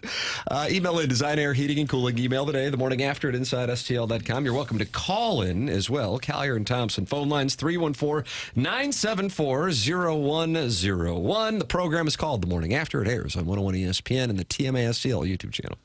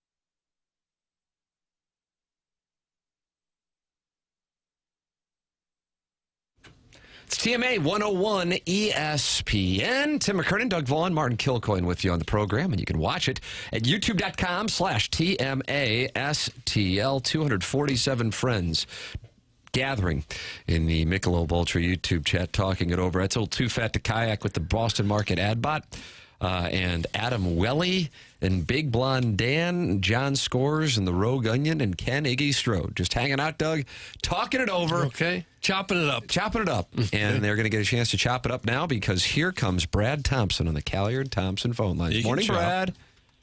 Gentlemen, how we doing this morning? We are wonderful. How are things in Philadelphia? Well, you know what? I wish I could tell you. I am sitting here in O'Fallon, Illinois, currently. Oh wow! Yeah, got a couple of got 2 series off. I'll be making the drive up to Kansas City, but pre and post game tonight, I'm just watching these boys on a roll the last couple of days, and it's been fun. How about that, Doug? BT, hanging out, getting a little family time for you. Family man, family plan. Well, you have had a chance to right here in the parking lot of AutoZone, getting a new battery in a minute. It's gonna be great. You don't have people for that, Brad. You don't have people there? You don't have people for that? I am people. That's what we do. That's a man of the people right there, Martin. Wow. Yeah, it's a battery, or maybe, I can change a tire once we get past that. If the battery is not the issue in the wife's vehicle, that's going to be somebody else's problem. Okay. Well, that's a problem when you got a battery. Sometimes those places will install it for you right there in the parking lot. I couldn't get the car here. Oh. You have to have it light towed. Flashing, just beeping at me, and that's the issue. Yeah, you're gonna have a rough day. Brad, you've been able to watch what has been an incredible run here. The Cardinals on 8-game winning streak. Who would have thought when we saw the Cardinals and Twins in the first series of the year that those would be 2 teams in mid-May on 8-game winning streaks? The Cardinals are doing it with a combination of a variety of factors, but let's start with what I think was the story of the weekend in Washington, and that is the starting pitching. And you got it from some places that maybe you wouldn't necessarily expect. I think the 2 best pitchers to date have been Gray and Liberatore. They didn't pitch this weekend. You got it from Fetty, Palante, and Michaelis. What are the Cardinals doing? Is this a strategic move? Because Katie Woo's article this morning talked about them pitching more to contact this year. Well, right now, I think it's the biggest surprise of the season with the starting pitching doing what they're doing. I think that there were plenty of question marks coming in of what it was going to look like, how effective it was going to be. And you can tell that they're not trying to nibble as a staff. Like, that is a legit thing. You have the best defense in baseball, and the numbers back it up. You might as well use it. Where you get hurt is when you're issuing those free passes. That's when you shoot yourself in the foot. So it is wise with a defense like they have. And let's be honest, in large part, it's not a swing and miss staff. Sonny Gray's got some swing and miss. Libby has shown that off. But, that's everybody else is kind of a contact guy. So why waste pitches? Just go ahead and attack. And I think that you are absolutely seeing a concerted effort to do that. But they're using their arsenal really well. And I think that Dusty Blake and Dean Kiekeffer has done a very good job of making sure that these guys are using their arsenals the best way possible. And you've seen different tweaks of how guys utilize their stuff. You've seen Palante at times lean on his slider more. You've seen Fetty back off of his sweeper at times and use stuff differently. So I just think they're being very creative right now with how they're using their stuff, and it's really working, man. Those guys have been great. I was really happy for Fetty. He started his career with the Nationals. He had some ups and downs over there, a totally different pitcher when he came back from overseas. So for him to have that outing there, I know was special for him. Do you think pitchers in general want to go deeper, and that it's just the game now where they're getting yanked? A pitcher doesn't want to go 5 or 6 innings. I hope so. I think that there are some that are happy with it, to be honest, and you see them. Like, there's some guys out there, they give you 5, it's best bolt, here's what I got, and we'll go. But I hope that for most guys, there is that point of pride that they want to be the one shaking hands at the end. And I know that you don't get that a lot. I was really happy to see Palante pitching into the 8th inning. Like, once you have a guy set the bar, you want to do that. And that's something that Chris Carpenter always expected, and we expected as teammates and as fans. When Carp was on the mound, you expected him to be out there in the 8th, 9th inning. That's just kind of what it was. Same thing for Adam Wainwright for a large part of his career. You just expected him to be out there deep into ball games. I know that the utilization of bullpens has changed, and the reason that pitchers don't do that third time around. The numbers back it up. Like a fresh arm that throws 100 out of the pen oftentimes can be good. But I want any pitcher, if I'm a coach, I want any pitcher to be thinking, I'm going to go out there and you're going to have to rip this ball out of my hands instead of, whatever, I'll give you 5, we're good to go. I think that you're seeing that. You're seeing that mentality right now with these starters, and I like it. It's not really terribly unusual anymore to see a guy lifted when he's got a no-hitter going after 5 or 6. I think it happened to Fetty. Does that bother them? Do they argue about that before coming out? Everyone is different, right? There are some young guys you want to protect. Like Fetty got pulled out of his, and I think it was a no-hitter through 6, but he also had like 90 pitches. There was no way he was going to finish that thing. He wasn't going to finish off a no-hitter. It would have taken him 150, 160 pitches at that rate. And I don't think that he was upset about that, because if you get pulled out of a game and your pitch count is manageable with a no-hitter, I'd be pissed off. Like, I'd be very angry about that, and I think most guys would. But the game has changed. And sometimes, like when you're looking at the numbers, it's probably for the better, some of the moves. But optically, I think one of the best things for me as a baseball fan, I love the game of baseball. The first thing that I look at on a matchup of who's playing is who's pitching. Like, those are the guys that I want to see, and I want to see them at the beginning of the game, and I'd like to see them late into the game. Now we're 41 games in now. That's almost exactly a quarter of the way through. Can we say with any confidence that the Cardinals are a legitimate contender in the Central Division? Well, yes. I mean, they're definitely a contender in the Central Division. They're a game out right now, and I think that you look at every team in this division, there are faults. Like, even the Cubs have some ups and downs. They've had some injuries. Certainly, the Reds have a lot of talent, but a lot of ups and downs with that team. Like, this division is very, very winnable. To say at this point, almost a quarter of the way through the season, that we know what the Cardinals are, I don't think that's quite true either, right? You've seen some highs, you've seen some lows, you have some young guys, and I'm very happy for a couple of the young guys right now, like Walker and Gorman are going to be the story throughout the season. Well, it's a whole lot easier to go through the learning curve when your team is winning, right? It makes it, the microscope isn't on them all of the time. Doesn't mean that you're going to get way more runway, but it just means that it's not the focal point, which is a good thing. But I think there's still a lot to learn about this club, but the biggest key is, do they keep getting better throughout the season, especially with this young offense? Do they keep getting better? So absolutely a contender in the Central. That being said, I don't know exactly what they are. I think that they're a good ball club that are still trying to figure out ways to get better and better. And as we all know, as we approach, I think we talked about this last week, when you approach the trade deadline in a couple of months, that's where it's going to get really interesting. Because if the Cardinals are in this striking distance, or if they're in first place, what do? They got some pieces that I'm sure other teams would want. If your idea is building towards the future, it would make sense to make deals. But that's a hard one to do when you're right in the thick of things. Brad Thompson, our guest here on TMA. You've touched on a few of the things that I wanted to get your thoughts on, and one of which is the trade deadline, because Buster only wrote a column this morning that was just posted about 6 things to keep an eye on with regard to the trade deadline, and the Cardinals are mentioned in 3 of them. Arenado, certainly one of them.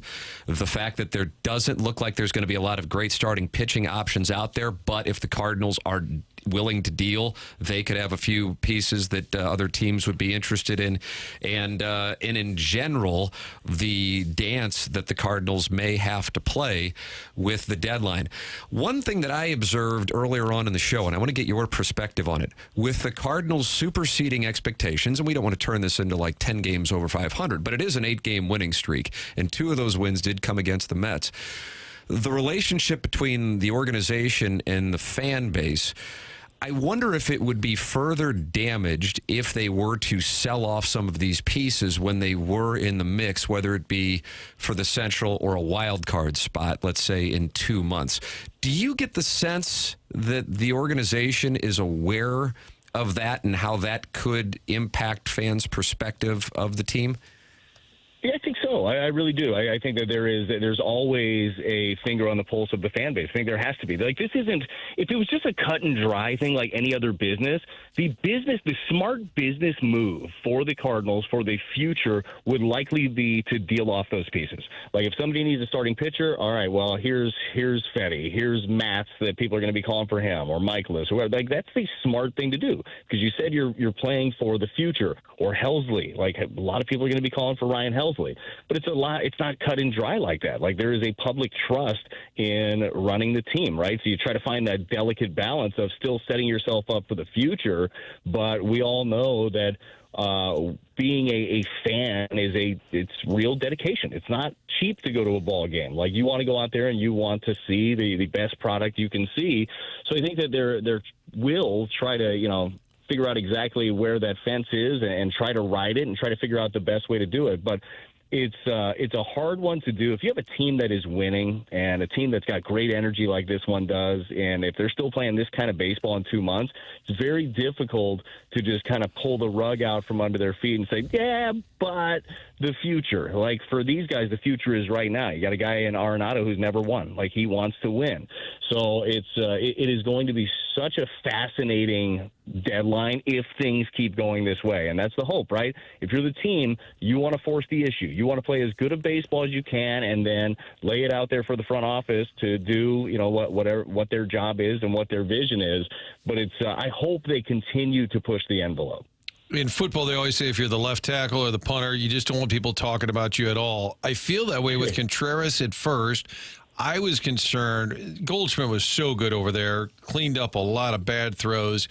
I thought it'd be more notable, and Contreras only has 2 errors. I think for the most part, he's done a pretty good job with it. I have to say I'm mildly surprised that it's been this smooth.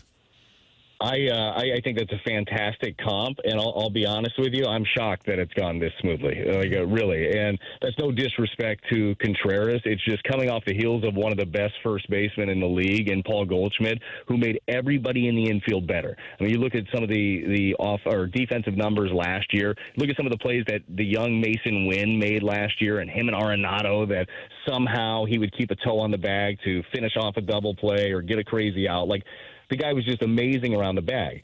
And I think that you hit the nail on the head. The biggest compliment is with Contreras, you really don't notice him over there. Like, he has done a nice job. We watched him all spring long, how much he worked at the position, the nuances of it. He knows where to go. He's got good instincts. And at the end of the day, he's aggressive. He's aggressive in everything that he does. And I think that's a trait that plays well over at first base. He's not afraid to make a mistake over there. And even in any baseball that he bobbles, he is calm and picks it up and he makes the next play. Like, he's a baseball player. Like, he's just done a really good job of that transition. He's had a great attitude about it. Reminds me of Rafael Devers, honestly. The way that he's Don't get Doug going. Don't get Doug going, Brad. Get your boomer ass ready to go. Play over there if you have to. See, Contreras did it. He's done a fantastic job. Doug got boomered by the audience for being mad at Devers. Oh, what was the boomer take? The boomer take is if your team asks you to play first base, you play first base. It's about the team. It's about the organization. It's not about you. Even if you sign to be a third baseman, and then they sign Bregman to be a better defensive third baseman, and now Devers is saying, well, I won't play first base. I think that's a bad move. I would think about moving on from a player who doesn't want what's best for the team. Doug, put me in the Boomer Club. I'm in. Now, I'm not moving on from him because he's too good. But you have a job to do. Your job is to help your team. They're paying you $30-something million. I think that you can do it. Now, communication is very important, and there should have been better communication on both ends of this. I'm sure you guys broke all that down. But at the end of the day, help your team. Like, be a good teammate. And it seems like, from the outside looking in, he's struggling with that. Yeah, there has to be a little bit of a backstory, too, like whatever the GM. There's a strained relationship for sure. I was joking about it, but you would know playing for him. What do you think La Russa would do? You think he would just pencil him in at first and say, that's my job, put him at first, and then the player doesn't show up, Tony just says play on? God, I just can't even imagine, and I'm sure that over Tony's tenure, like, something like that has happened, but I couldn't imagine it getting to that point with Tony. But I feel like he would. I feel like he would pencil him in. It's like, that's what you're doing. That's what we're doing, and if not, we'll figure this out. Somebody's going to figure it out. And then Yachty's like, I'll play catcher and first. I'll handle it. Can you play without a first baseman? Probably not. If you got a swing and miss staff, I like your chances better. Yeah, that's true. You know, if the Cardinals could ever get Walker and Gorman going offensively, they might really have something here. Do you see anything at all to hang our hats on that maybe they're starting to get it or maybe they'll pick it up?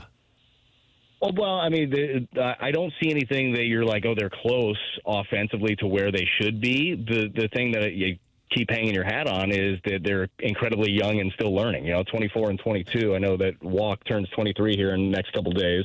But that's just kind of, you're going to have to go through the ups and downs of the learning curve. And you're right. Like, this offense already is doing very good things, and those guys have had little to do with it. And I think that is the exciting part, but it's also the scary part, right? I know that Mo talked about the runway, and the runway doesn't last forever for these guys. So what are they going to be able to do with it in this stead? And that's why I'm happy they're playing better baseball. As we mentioned a minute ago, that the focal point isn't all on them and their struggles or successes, kind of whatever every day brings.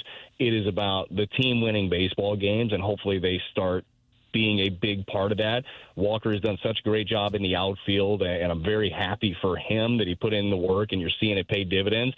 But we all know that they drafted him in the first round not to be a good outfielder, but to crush baseballs at the big league level. And that's what he's, working hard on every single day. It's just not transitioning into the games. So I'm with you, man. This offense is going to be totally different when those guys click. And I mean, got to say if those guys click. But I know that they're going to give them as many opportunities as they can. But right now, your team is winning baseball games, and you hope that they can jump right into the mix. I don't think we have asked about the Colorado Rockies, perhaps in any of our segments. I don't really know why, but I am obligated to ask, even if they wouldn't have fired Bud Black, Brad, your thoughts on not just a team being as bad as the Rockies are from a win-loss perspective, but getting blown off the field like they've been getting blown off the field. This is something I personally can't recall seeing. Maybe something stands out to you with the team, but there's losing, and then there's losing in the manner that they've been losing. They had that doubleheader against Detroit, and then they got blown off the field against the Padres, and then Bud Black was let go. Number one, overall thoughts on how it's come to this. And number two, what would it be like to be inside the clubhouse when you're not just losing, but you're losing like you're an A-ball club playing up at the big leagues? You've got to be dreading coming to the ballpark right now if you're one of the Rockies. It's sad. It's sad, and it's embarrassing for them. And and I'm not pointing at individuals, because every individual, I don't care what your job is, you want to be successful. You want to go out there and you want to do the best that you can, and they're trying.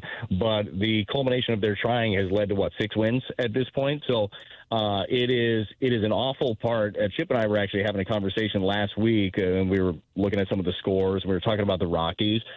About how'd you like to do those broadcasts every day of trying to sell that hope right now to the Rockies fan base, where it's just impossible with what they're doing. So look, I don't know what the fix is. We all know that is a very tough place to get free agents, especially pitchers. You got to draft them. You have to have high octane stuff. But I mean, you gotta totally rebuild right now, and the one piece that they bought was injured all the time, and Chris Bryant, who knows what that looks like for him. He's played not even a full season worth of games since he's been there.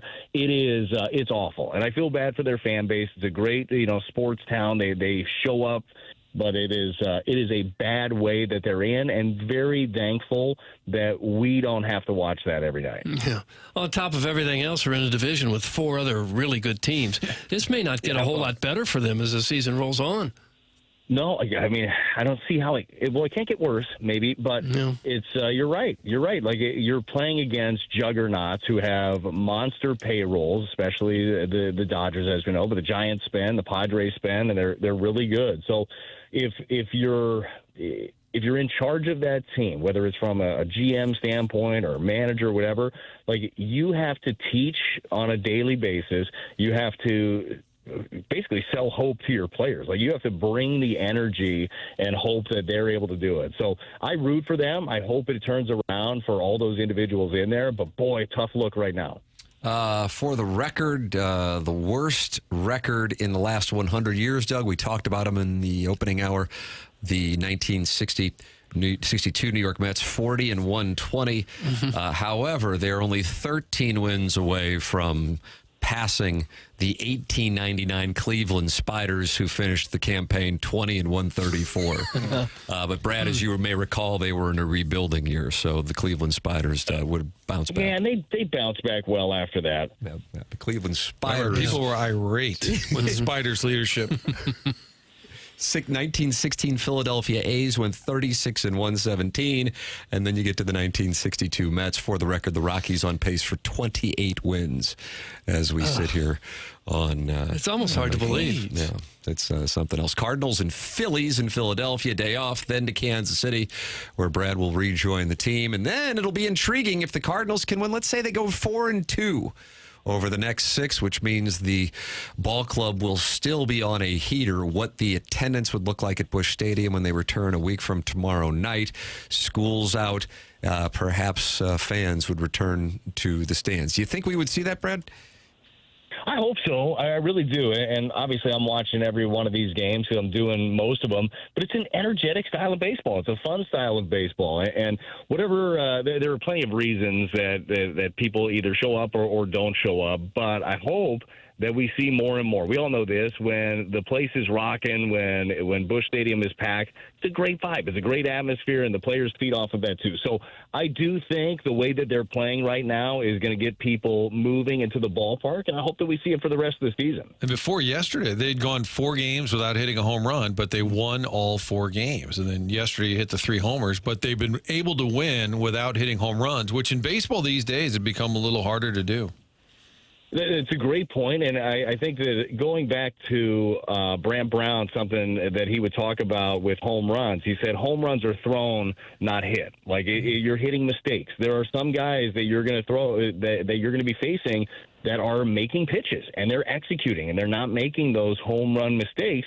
You don't just tip your cap and say, well, we'll get them tomorrow. No, you got to figure out ways to do it. You manufacture, and they've played a selfless style of baseball. You need a ground ball to the right side with a runner on second and nobody out. You're getting that. Like, I've enjoyed the way that they've offensively gone about it. And then when somebody gives you the cookie, like you're ready to pull the trigger and hit the home runs. It's been fun. Brad, do you ever lead the team in home runs thrown?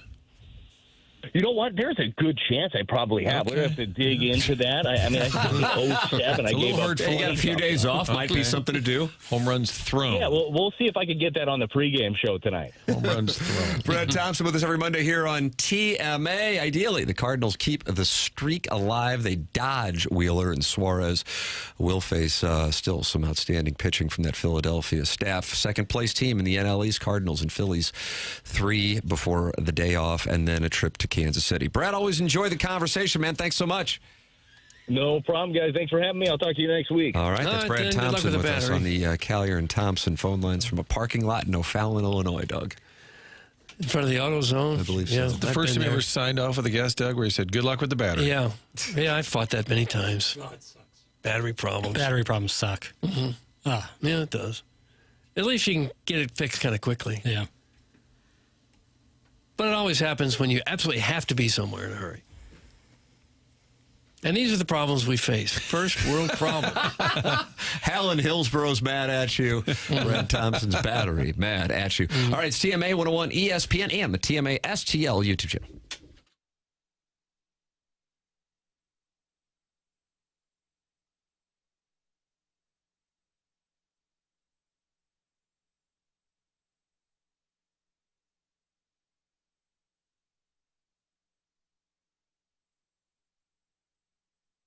Together Credit Union has a number of different ways to support local teams. I've told you a lot about the Zoo debit card, where they give money back to the St. Louis Zoo. Get the City SC debit card for our soccer fans out there. You have 14 branches around town. It all started as the Eagle Credit Union right across the street from Anheuser-Busch, a brewery credit union that's now grown over the years. And when you're a member of the credit union, you actually own a piece of, it's not a bank, but you own a piece of the business. And right now, Together Credit Union also offering that higher yield checking account. That's Empowered Checking. Empowered Checking means you can earn above market interest on the money that you keep in your day-to-day checking account, interest paid each month.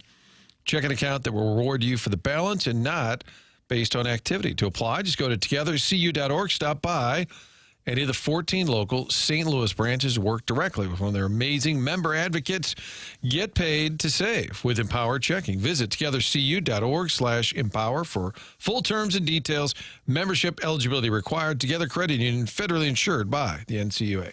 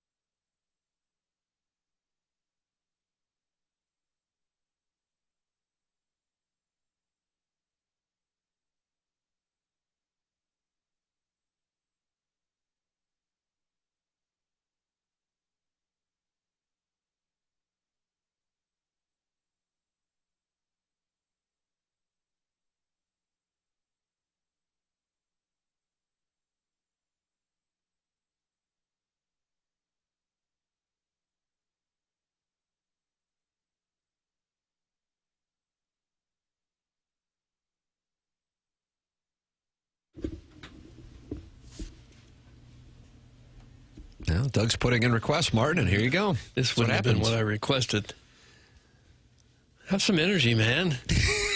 Sound like you're bored to be doing this. Does the 11-game hitting streak sound boring to you? It does not. What up, VS2? All right. Oh, you just went over to Scott and Martin's trying to get him on the show. This is Argo. Argo! And Doug's dissing. I'd like more energy. It's going to be awkward. He's saving it for the 11-game hitting streak. Okay, and a base pass.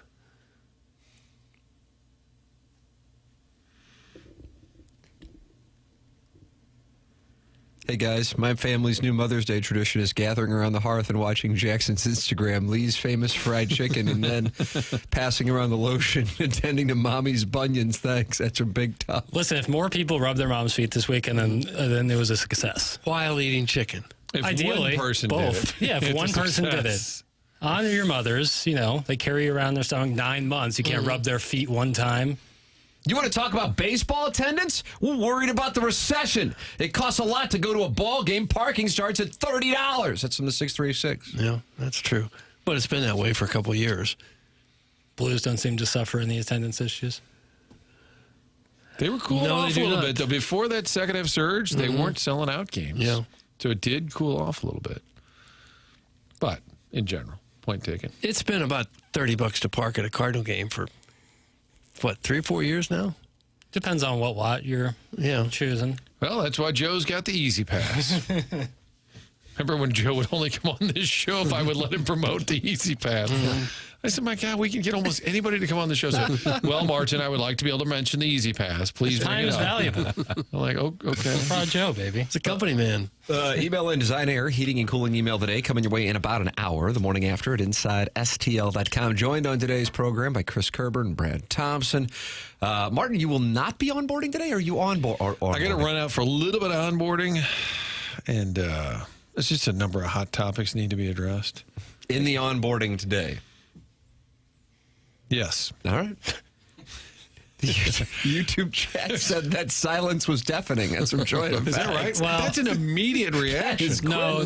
I think it's because when I play something like Argo's music, I have to take it out of YouTube for copyright reasons. Oh. So that's the silence that was deafening, according to Droid Effects? That could be the case. So sometimes there's times where someone's singing along, and what they hear on YouTube is an a cappella version of it. And it can be a little jarring. As Tim read that text, I was just coming off an awkward silence. Right. I don't think it was that quick, since we're on delay on YouTube. Walrus King says, try $40. I think that's in reference to parking. I haven't seen $40 for a regular season, like maybe opening day. Yeah, I've seen that on opening day. But for like a Tuesday night game, $40 parking, unless you're parking right up next to it. There's a lot I always go to, and it's $25. Iggy says, what's Martin still doing there? 10:01. It's not a hard out. No. It's kind of awkward, though, walking into the onboarding with some of the onboarding. You walk in and other people have started with the note taking. Right. And Hello, there's Mr. Martin. Slideshow that's underway. So I see you didn't finish last week's assignment. Get kind of sideways with some foot stuff.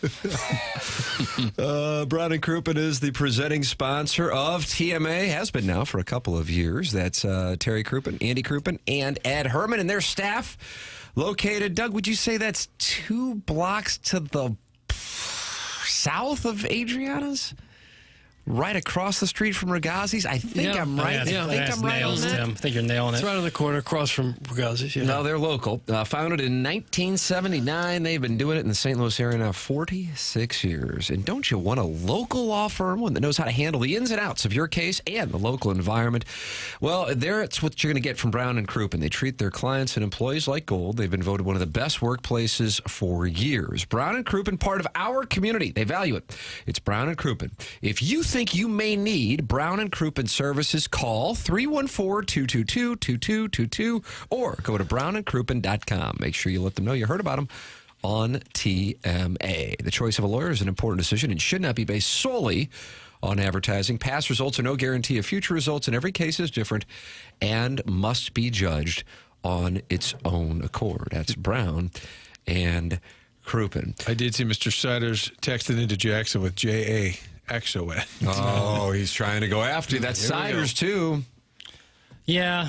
If I was hitting my 7-iron better, I'd probably puff my chest out a little bit. Oh, are you continuing to struggle? Yeah, I got nothing, man. I go out there and I play, and I just feel like I got nothing. Why don't you come and get some work with me at Family Golf? I was there Saturday. Were you? Yeah. I was there for 3 hours on Saturday with my 3-year-old. 3 hours. Grinding. And he was fighting when I said, it's time to leave. And he goes, I want to putt. And the guy doesn't have a whole lot as far as vocabulary goes. You know, he's 3, just turned 3 a couple months ago. And I go, brother, 3 hours. I mean, listen, hey, great, but 3 hours is the cutoff. We're not going to go for the putting green. What time were you there? About 5 to 6. We just missed it. Really? We were 1 to 4.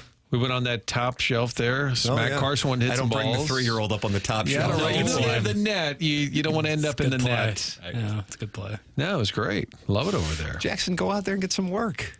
It's going to happen. I need Close a lesson. the club face. I need a lesson is what I need. I need one lesson, someone with some expertise looking at my swing, giving me a couple pointers, and then I get work in and work on that. Because me just going out and banging balls, like, with my problems, it's not going to help anything. I got to get a real lesson. So that's what I'm going to do. Doug, this guy's thinking it over, and he's not in a good place right now. It's just Friday. I was playing back. Where were you playing? Were you at Log again? Basically. And, the equivalent. Yeah. Of course, similar. And just the back 9, I'm just like, I got nothing. I'm standing over the ball. I don't know where it's going to go. Oh, no. I got no faith in the strike. Tim, you know what was going on while we were hitting balls across the way, and we've talked about it on this show, was that remote car circuit there. Oh, yes. And they were having an announcer. Yes. So they were driving those remote cars around. That's the step up from HD2. Yes. And somebody was announcing. So you were up there with the serenity of hitting balls, and you could hear that in the distance right across from the old ball field. Yes. And I don't know if you happen to notice, Tim, but if you are attending the remote car races, and you don't want to park along the fence, these cars were just covered with dirt. And I'm sure when you pull in, you're like, all right, I'm riding the front row. I mean, like 6 inches of mud and dirt on the windshield. How big are the cars racing? They're not very big. I think they're like a foot or 2 long. Yeah, That's pretty small. accurate, yeah. And you've got the little remote control. But whoever it was calling a hell of a race. Yeah, he was doing a really nice job. Probably a low-level broadcasting gig. You got to talk quick, you got to start somewhere. Yeah. Jackson, use the Skillest app. That's from STL Gator. Yeah, I've heard. I don't really know much about that, so I can't speak on it. I just really think I need a lesson. I don't even know. I've never heard of it. So you've heard about something. It sounds like one of those apps where you take a video of your swing and send it in, and then they are able to diagnose some issues with it. But I need up close and personal. Jackson and I got to play in what is now the Stiefel last year Ascension Pro-Am. We were very fortunate. That was really cool. And Jackson's attracted to Spencer Head. Oh, and no. Retief Hwasson, who was out there. Retief Goosen? It sounds like he just called him Hwasson. Why would you say that one? My buddy Gareth, who's South African, says that's how you pronounce his name properly, it'd be Hwasson. But stop it. As we know him, it's Retief Goosen, and the goose was loose. And he was playing in the Pro-Am, and he was teeing off. I think it might have been on a 9. And Jackson had me stop the cart so he could take him in. Cut it out. Take him in. I wanted to view. The goose was loose, and I wanted to see a smile and eyes. I love Retief Goosen, so I wanted to see it. Either way, at these Pro-Ams, they give you your choice of, really a nice amount of stuff. I think it's something along the lines of like $600-ish dollars worth of your choice of. Really? I mean, you take your pick. And they have a Rapsodo, which is a launch monitor. Now, it's not a TrackMan. Those things are super expensive, but Rapsodo. I had that busted out on Saturday. And Jackson, instead, when he had an opportunity to get the Rapsodo, chose some underwear. Okay. Underwear? Okay, hold on. Hold on. Let me put on the emergency brake here. Did you or did you not select underwear? Underwear was no further questions. Part of my selections. What sort of underwear? I also got a new 56 degree, which I love. Who's offering underwear? I got these shoes. I'm wearing them right now. Look at that. I got these shoes. Oh, you ball striking anything? No. I got these shoes. You're wearing golf shoes? Yeah, but they're like soft spiked bottoms. They're like it's like a soft. This guy bottom. never knows when an 18's going to break out. Are you aerating the always Hubbard ready. Studios? Well, just always ready. It's always good to have a nice grip, And I got pigeon toes, so it's a whole thing. But I got a bunch of stuff, including a great pair of underwear. which I'm not wearing I'm today. surprised they would even That's a offer check. underwear. Yeah, that's what I'm saying. It's good, like golf underwear. Like it's meant Why, you don't for the use hot golf days. underwear? It's meant for hot days. If you put this underwear on, dog, you'd get it. Well, You just most of don't- us aren't wearing big, thick wool underwear Well, to be hot. There was a in lot of things undercarriage. there, and there was like a choice. Like you can get one big thing, kind of, or a bunch of smaller things. I mean, I got a new wedge out of it. Oh, did you? And I needed one because my wedge was bent. I was playing with an illegal wedge From for a long anger? time. No, I don't know what happened. Now that it's been 7 months or so, don't you wish you got the Rapsodo? No, I'm not an analytics guy. I'm a feel golfer. Maybe that's your problem. Yeah, that could be the case. But I'm a feel guy. You know, I'm a feel guy. I What know is when a I hit it back. Rapsodo now? It's like a launch It'll tell you pad. how far you're hitting the ball, your club head speed, ball speed, Smash side factor. spin. Angle of attack, this, that, and the other. Yeah. It's all the data you I need. love it. But Tim's a data guy. Tim's a data guy. I am. I'm a feel guy. Are you? And I don't feel great. You feel There's better the with that feel underwear. announcement. Yeah, I felt bad over the ball. I don't even know where my feet are sometimes. I'll hit a ball and I'll be like, look down at my feet, and I'm like, look at how I'm standing. There was a suggestion that Tim's son teaches you how to play. The Not bad 3-year-old. play. I can teach him hoops. Working with? Yeah. No, you're teaching the 7-year-old Correct. hoops. This would be the 3-year-old teaching you golf. Well, communication might be a problem. That's exactly right. We're not at a But point we're where feel gonna guys and sit feel there. golfers. Absolutely. What the hell's golf underwear? That's from Tiny PP. I'd never heard of such It's just a thing. really comfy, and in hot days, I'm telling you, you'll be thanking me if you're wearing it. But how I'm hot, not gonna give how away the hot brand. No does free your ads. underwear usually no get? yellow. No, not today. What was that, Doug? You usually walk off a golf course saying, man, my underwear is hot. Well, your undercarriage is usually warm. Maybe not to the touch, but it feels warm. Really? What do you mean, really? You ever played when it's 90 degrees outside? Well, I yeah. have, but everything's hot, not just the underwear. For sure, but the chafing situations. I don't have a lot of chafing. Jackson is fortunate he was born when he was. Pigeon-toed, allergic to the sun. He would have been a product of survival of the fittest back when men were men. It's from Shrimply Pibble. That's damn right. I got twisted femurs. You hear me complain about it. That's why I'm slower than I appear. You're a slow runner, are you? Oh, boy, yeah. Surprisingly. Slower than you appear, as if you appear to be Well, you wouldn't swift. think I'd be like a slow guy, pretty athletic. But How about this effing guy, huh? slower than you can imagine. I didn't think you were espousing athletic. I'm sorry. I guess you're slower If than you saw me on the appear. hardwood, you'd say otherwise. Oh, all right. Oh, my Guys, God. He's getting a big head. confidence is high. Well, then a few things I know I'm good at. Okay, cool down, Dion. What are the Mount Rushmore of things you're good at? Pretty good driver, I'd say. Pretty good driver. Great. Driver the golf ball or with an auto Let me change car? that. Really good parallel parker. Okay. Really good parallel parker. Okay. I can draw a map of the U.S. from memory by hand. He actually did that in a sales meeting a couple of years ago.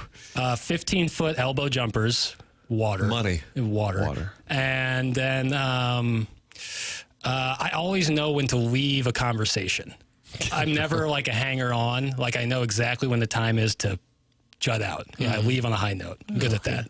Leave on a high note. That was Costanza's, am I correct? Mm-hmm. Yeah. Oh, and I'm really good at guessing people's shoe size. It's a hell of a Mount Rushmore. Like if I see someone's sneakers, I can guess. Text coming in right now.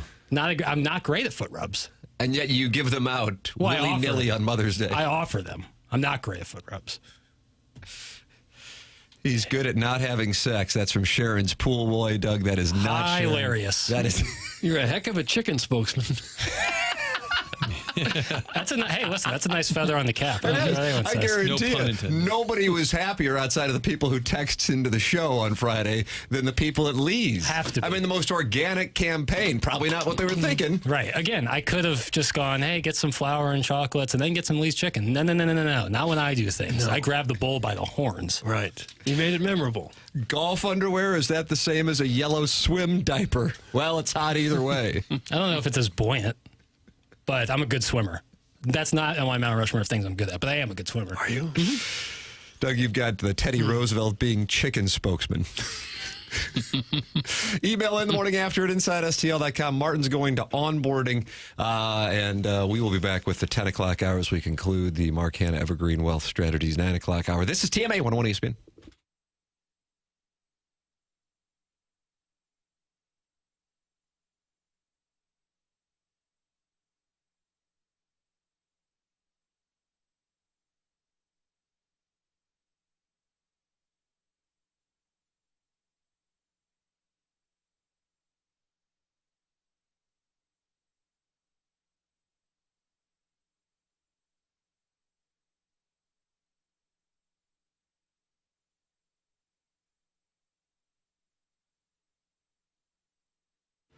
Moritz Reusch Jewelers is the place to go, located right across from the St. Louis Gallery on the 15th floor in the tower there in Richmond Heights.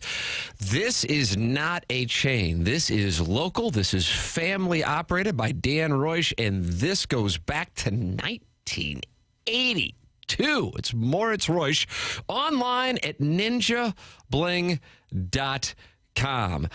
They have all kinds of elements that I think you want when you're shopping for jewelry. Number one, they respect the budget. Number two, the privacy of the sales experience without somebody standing over you and trying to get you to spend more. And I would tell you this, they have all kinds of merchandise right there on the property, and they carry specifically engagement rings for the guys who want to get something put together pretty quickly, or they can do custom jewelry if you want to design something from the ground up. It's Moritz Reusch in the tower, 15th floor, right across from the St. Louis Galleria. It's Moritz Reusch online at ninjabling.com.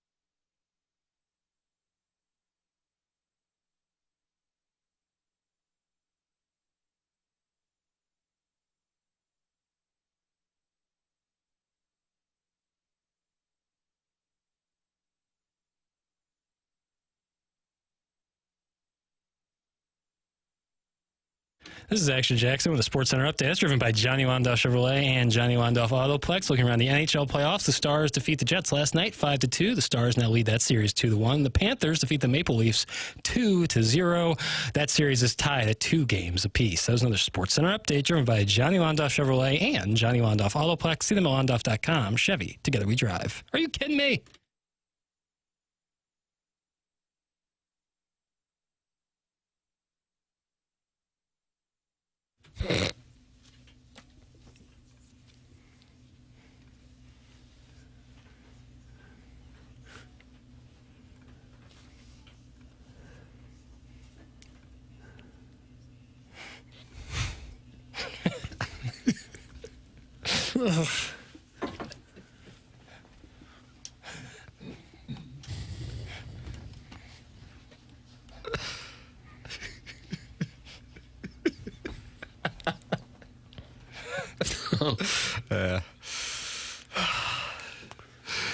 TMA 101 ESPN. Doug, quite a situation during the commercial break. We have cameras following us around all times for a TMA documentary. Behind the smut. Because we live such fascinating lives. I don't know. I think the TMA documentary is the lead into the Real Housewives of TMA. A 2-hour bonanza now. Yeah. Brandon Tartikoff is working on the programming. But our director of sales, Keith Krause, who is a delightful gentleman, came in during the commercial break and he said, "Hey, somebody's waiting out in the lobby for you." And I thought to him, and I looked at my phone. I'm like, I don't have anything. I'm thinking to myself, what? Told me the name. Tamara? Doug, would you say Tamara or Tamara? I don't know. Tamara, I guess. Tamara. Why are you laughing at me? Is that? I think she pronounces it Tamara when I met her. Okay, I apologize. So I went out there and I'm like, man, this is messed up. I don't have any recollection of setting anything up, much less while I'm on the air until 11. And then I go out there and she's like, "Hey, what's going on? How are you?" And I'm like, "Oh my God, I've never seen you before, but we clearly have met. What are we doing here?" And she goes, "Tim, it's so great to be." I'm going, "This is Doug." I figure she's the one that she's going to come in and do the assassination. Could be. And now she's really into character because she's carrying out, and then she will pull out the weapon, and then that'll wrap it on up. Right.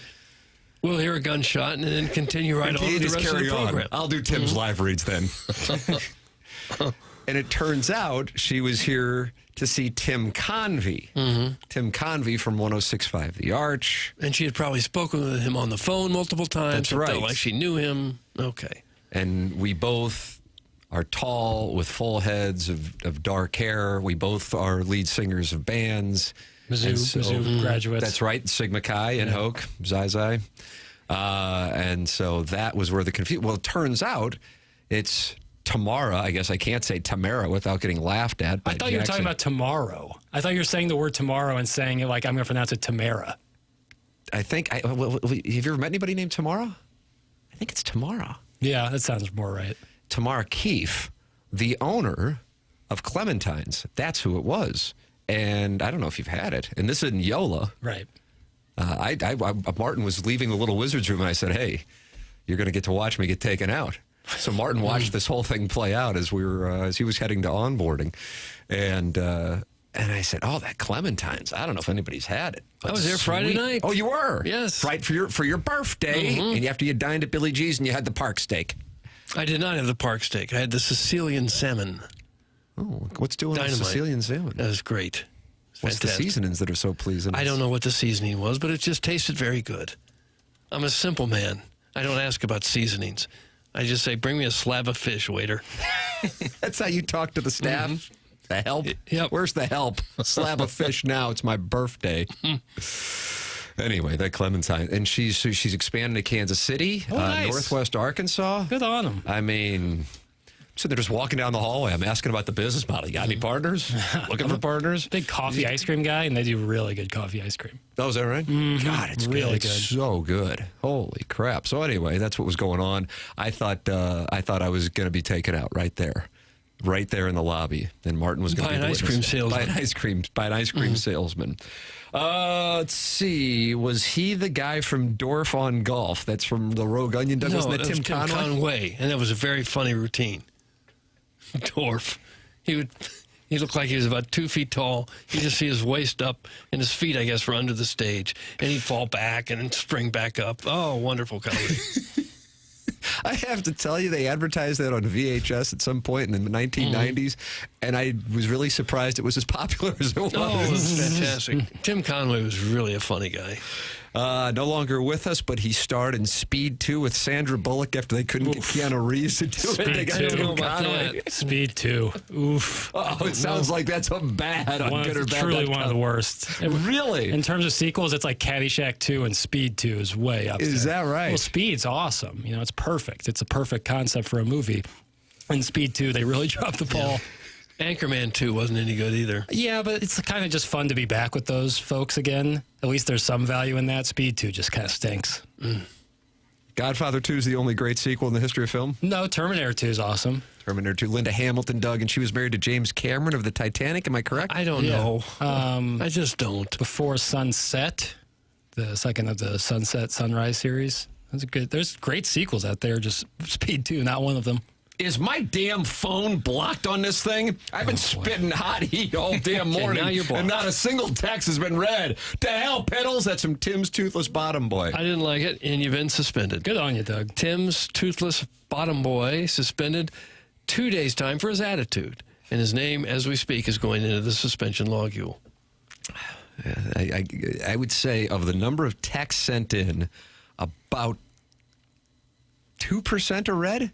You think that's right? 2 to 4. Right. 2 to 4. Yeah, so there is no...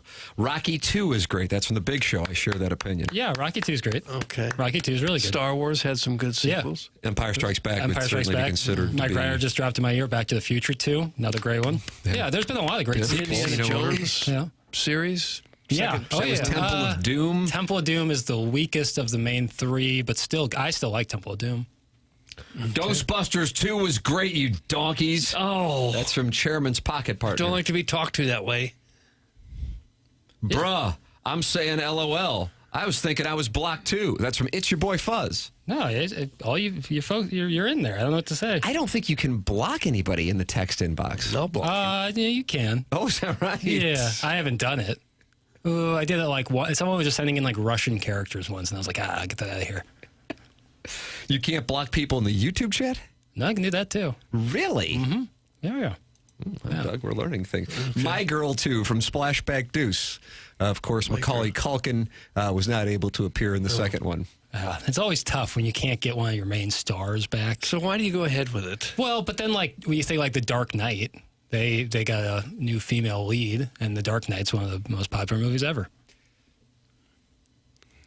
Okay, I just missed Macaulay Culkin, that's all. Thomas J. Mm-hmm. The old Beehive.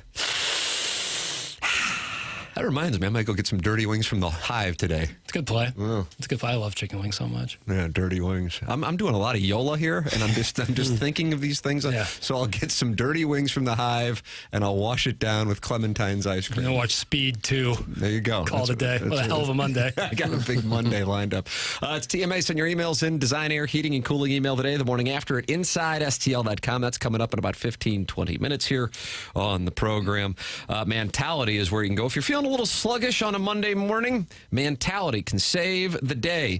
Go get tested with Mentality. I've had that experience. I was in and out in 20 minutes. It was super easy, friendly staff, and now you know your levels. Plus, they test free testosterone. Not every place does that. Free testosterone testing is what separates Mentality from the rest. Mentality is a St. Louis-based testosterone facility with local physicians who can help you regain your form. Go out and check it out. MentalityHealth.com/radio. That's MentalityHealth.com/radio. Find out how to book an appointment or to find an offer/limited time deal. It is 10:29 in St. Louis. Time check brought to you by Clarkson Jewelers. It's TMA brought to you by Brown and Crouppen on 101 ESPN.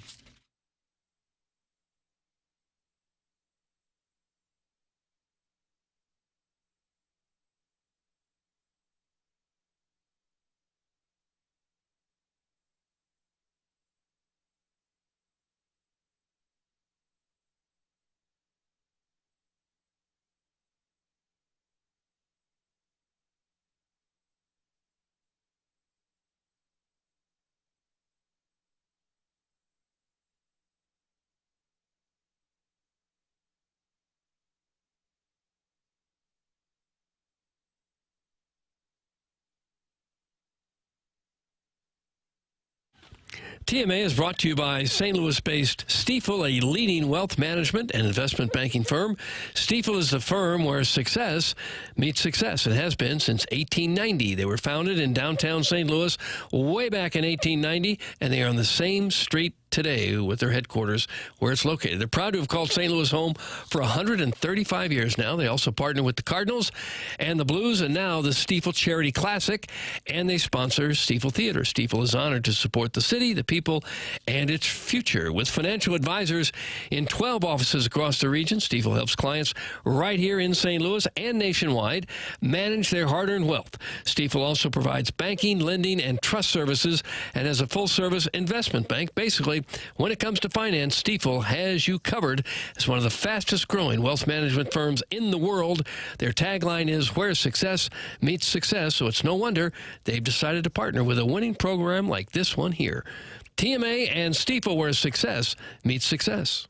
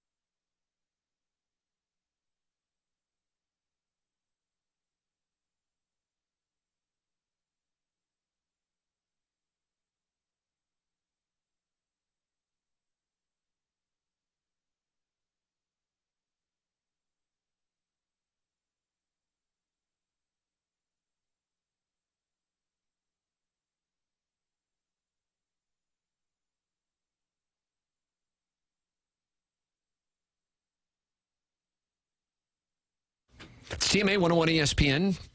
We welcome you to participate in the Pro. Doug, here's the Air Comfort Service text line. Okay. 314-399-9646.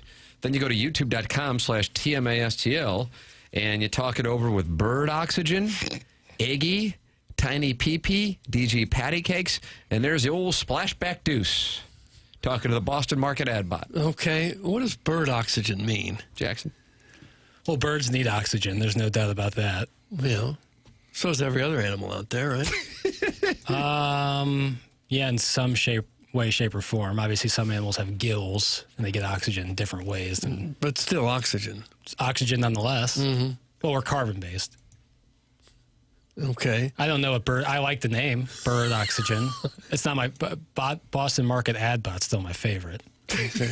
I do enjoy that quite a bit. Well, I'm glad someone's putting on for Boston Market. Because it seems like we've turned our back on them as a society. That's wrong. Well, it's no Lee's Fried Chicken, though. Damn right. Jackson with full support of Lee's, even though Lee's issued a statement distancing themselves. That one hurt a little. From their spokesman.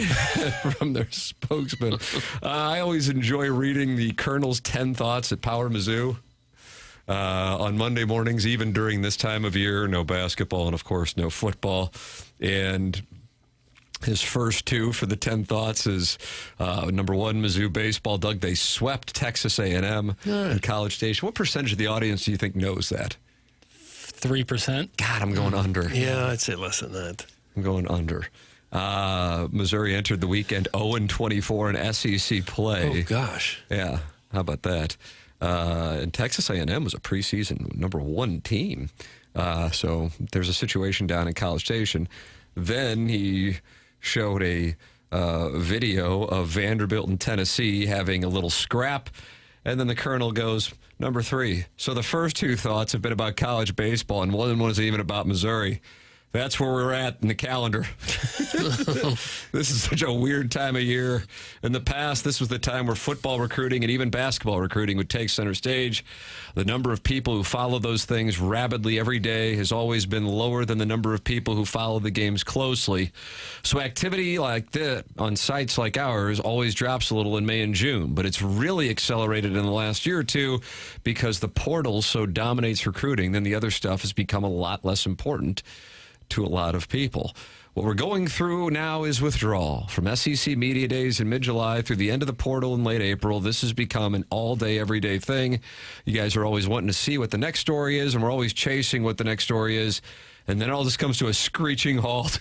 It's as weird for us as it is for you. That is true. College sports at this moment, unless you have a college baseball team or college softball team, Billikens, Doug. Rah, rah, rah. It is the time of the year when it is nothing. And then you got SEC Media Days in mid-July, and then it's nonstop. Yeah, for whatever reason, college baseball has never really taken off as a big fan favorite on TV. Even though you've been to the College World Series, have you not? Junior College World Series. Oh, and I've played in the Junior College World Series, but I've attended the Junior College World Series in Omaha several times. Yeah. And you say it's the bee's knees. Oh, yeah, it's great. It seems electric. Yeah, it is. I really think the metal bats are a big part of it. There's some about hearing metal bats that just screams amateur. You know? I don't know. The crack of a wood bat, I know it's like a very small detail, but that's for me. Like, I hear metal bats and I don't like it. Well, I'm not sure that's it. I think most baseball fans around the country have a major league team to root for. No. And that's enough. Doug Shrimpley Pibbles has just sent a picture of him and his wife with pineapples in their drinks. I don't know if that's sending a message. Swingers, sure. A boat drink. And then Scott's Wrinkled Ballsack says, give it 2 more weeks once school is out, and then the wife will be ready for the Real Housewives vetting process. Okay. So you have Sharon and Clayton, the self-made stay-at-home Ladue mom, Shrimpley Pibbles' wife, and Scott's Wrinkled Ballsack's wife. I mean, that's a pretty formidable lineup if you're going with 4. Not a bad little lineup. I don't know what the budget is if you can bring on a 5th. Tim, we have no budget. I should have mentioned that. We have no budget. Right. So these are like internships for the stars of the show. Yeah. Right. Yeah. Some might hear no budget and think you can spend whatever, but really that means we have nothing. Tim, we have no budget. So there isn't some form of... We've heard that at some of the other stations we've worked at. Tim, we have no budget. Not this one, but some others. So what are you going to offer Sharon and Clayton and the self-made state? I mean, these are women who are well-heeled, much less Scott Sprinkle-Balsack. Exposure. Yeah. Stepping stone. Mm-hmm. Right. There's a lot of A-list stars in Hollywood that began as TMA housewives. That's correct. Well, Jennifer Aniston, I think, got her start that way, right when we first started. She was a girl next door, I think, Is that what it was? 2004? 2004 is correct. Mm-hmm. Did any of those girls ever get anything done in show business? Jackson, I know you monitor the careers of the girls next door. We're still waiting. They had a tragic run of dead grandmothers. A couple things to pop. Mm-hmm. Some projects in the can that have yet to see the light of day. Every time we'd have a girl next door event, 2 or 3 grandmothers would be dead, and the girls couldn't show up. We had grandmothers floating down the Mississippi like cordwood. Let's see. I think that silence around KG's session in Boston tells you all you need to know. I don't know what that means. Chairman Kurt, you were in Boston? Yeah. And Bird Oxygen is saying that your silence tells you all you need to know. Doug, what does that mean? He's saying because we have not discussed it yet, it must have gone poorly for Kurt, but that is not the case at all. Oh, Doug, you have inside word. It was a great trip. Mm-hmm. You got to see the Rangers and Red Sox. Yeah, you wrote TMA on Pesky's poll. Yeah, they were letting people sign pesky polls, so I took a Sharpie and wrote TMA STL free dotem. Nice. So did you? We are forever interwoven. How long will that stay up there before they paint the poll and let I don't know. That's a good Seems question. like they have like 1 million signatures on there. Yeah, right? it was hard to find space, but we made it work. Fenway was cool. Did you meet a special lady friend? Yeah, I did. Wow. Huh. Bill. She was a great hostess. Now you're a bit of an item. Got one in the Northeast. Maybe we just start picking out corners of the country and just making that's little not what trips she out wants of to it. hear. Wow. It's like ludicrous. Was that Nate Dogg? I don't know who it was. Yeah, that was Nate Dogg. So you're saying you might have a girl in every port? Down the line, I don't at the moment. Just a Boston way. Iggy is in the YouTube chat and says he bought a souvenir hat and came home. So it doesn't sound like he thinks you had a big weekend. Oh, well, if he was, I know he's in the YouTube chat every day. He probably saw the hat Wednesday. I think I wore it Wednesday before I left. Mm-hmm. But no souvenirs. Great food. The food scene up there was phenomenal. Had a lobster roll. With fries, I hope. It actually did come with fries, yeah. Oh, it does. A lot of times it's chips. No, they were just typical, maybe shoestring-ish. A Wagyu burger that was really good. Doug, you don't seem like you would do oysters. No, I don't. Too much of an aphrodisiac for somebody who's already peak Randy. Right. It's too slimy. So you get off the plane and your gal is right there waiting for you. Yeah, grabbed my bag from the baggage claim, and she was outside ready to pick me up. Huh. Yep. Stayed in Lowell, Mass. It's quite a scene when you show up, having met someone just over the internet, right? You meet people in various ways. Facebook Live or whatever you do? Yeah, she saw one of my Instagram lives, and Is that that's what kind of how it all got started. Okay. One of my cooking videos. Are you serious? No. Oh, wow. Boy, I got bluffed off that pot. That was a bad loss. Yeah, I haven't done a cooking video in a while. We might have to bring those back. But Boston was great. Had a great time, but I was ready to get home to you boys. I listened Thursday, but Friday I got a text from my mom. I hadn't started the show yet, and she told me I just absolutely had to listen to the opening segment from Friday's show. Yeah, Jackson's hot foot action. Mm-hmm. That's right. Not hot, but loving, I would say. Loving is what it was, Doug. So you were with this gal the whole weekend? Yeah. Yep. Dirt. Wednesday afternoon to Sunday morning, and lots of loving. Huh. Lots of loving. You can write in about it the morning after at InsideSTL.com. Design, air, heating, and cooling email today is coming up. This is TMA 101 ESPN.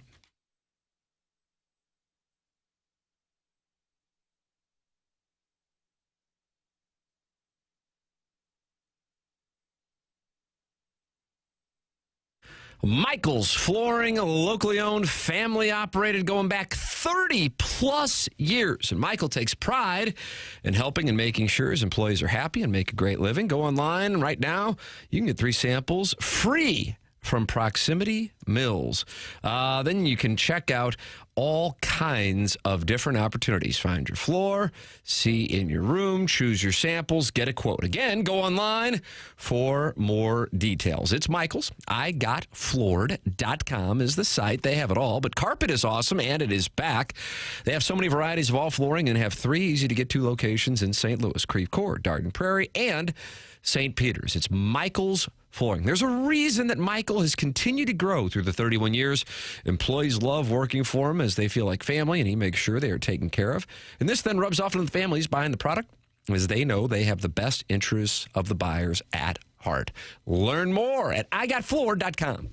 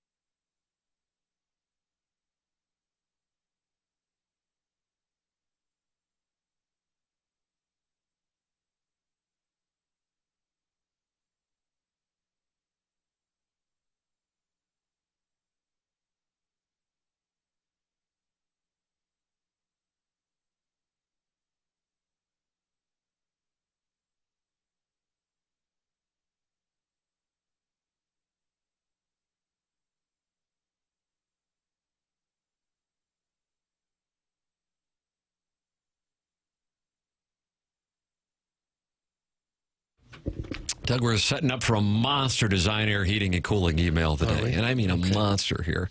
So we got that coming up here on the program. Becan Ferrario at the top of the hour. Miss anything, go back and podcast.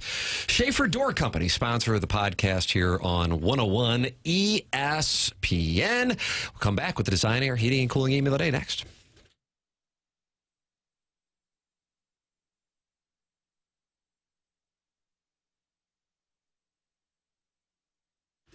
Well, it might not look like it right now, but the weather is warming up in St. Louis, and you are going to be spending plenty of time outside. Well, yesterday was perfection, wasn't it? My goodness, it was glorious. Well, you want to make sure your outdoor living space is optimized. That's where aesthetic design and build comes into play. They've been building high-quality custom decks and outdoor living spaces now for over 30 years. I've been to Dan and his team's showroom in Chesterfield Valley. I've had them to our home as well. They really do specialize on full-on custom deck work. That is what they are known for.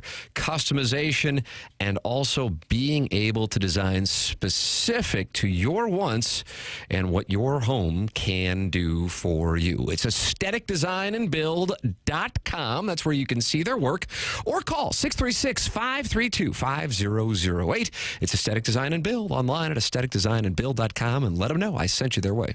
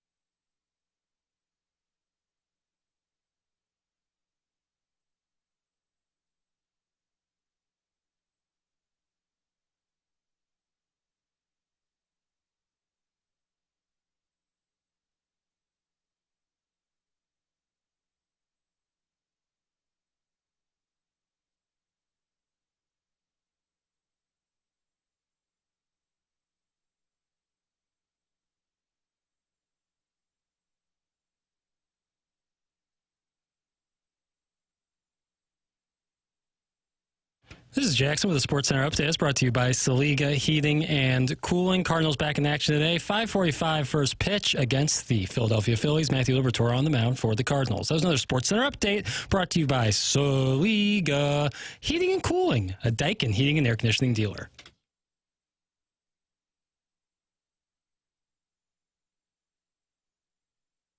Design, air, heating, and cooling email today. Time. I have a lot to thank this show for. First off, because of this show, I have a justifiable burner email address that my girlfriend thinks is just for a silly radio show, but doubles as my Brazzers account login email.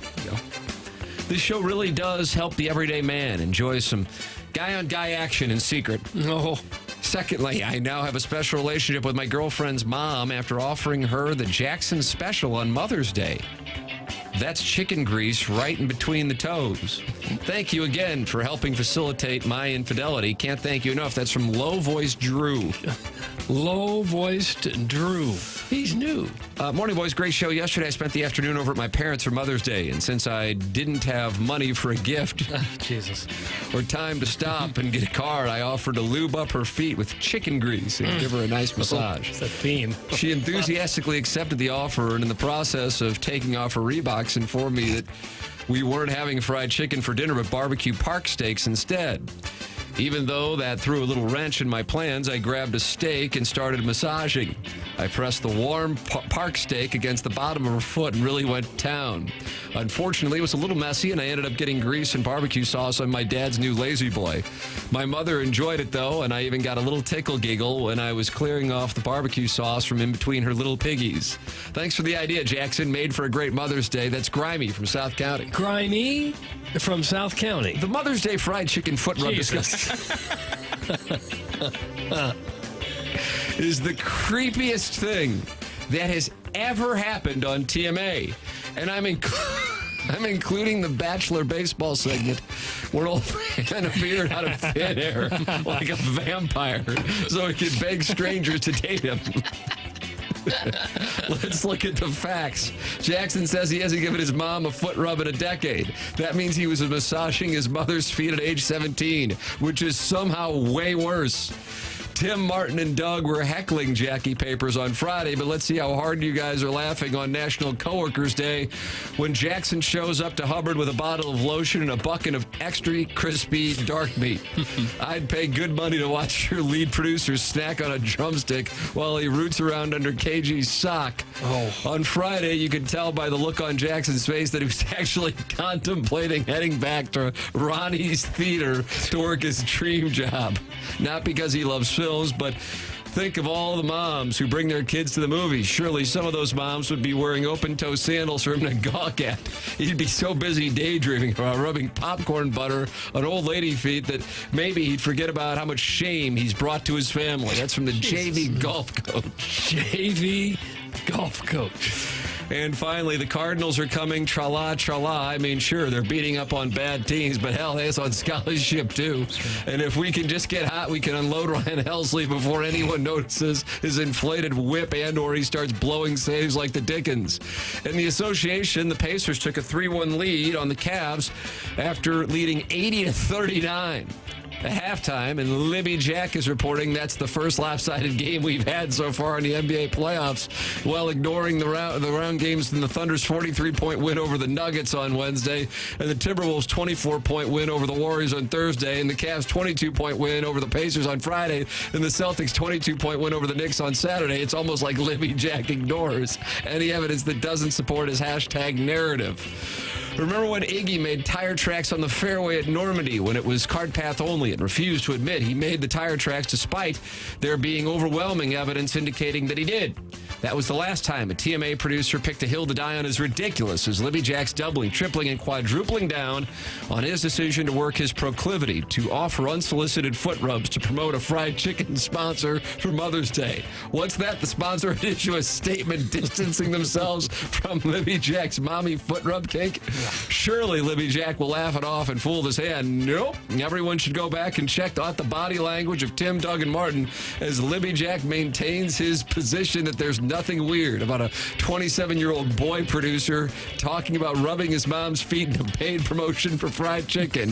That's from Buck Swope, DBA, the recessed lady's breast. And Doug, that's what we have for the Design, Air, Heating, and Cooling email I'm today. going to go for Grimy from South County. JV golf coach. All of them stunk, but I'll go JV golf coach. JV golf coach has won the Design, Air, Heating, and Cooling email of the day. BK and Ferrari are up next. For Jackson Burkett, for Chairman Kurt, for Martin Kilcoyne, for my brother Kevin, for Douglas Alvin Vaughn, I'm Tim McKernan. This has been TMA, presented to you by Brown and Crouppen on 101 ESPN.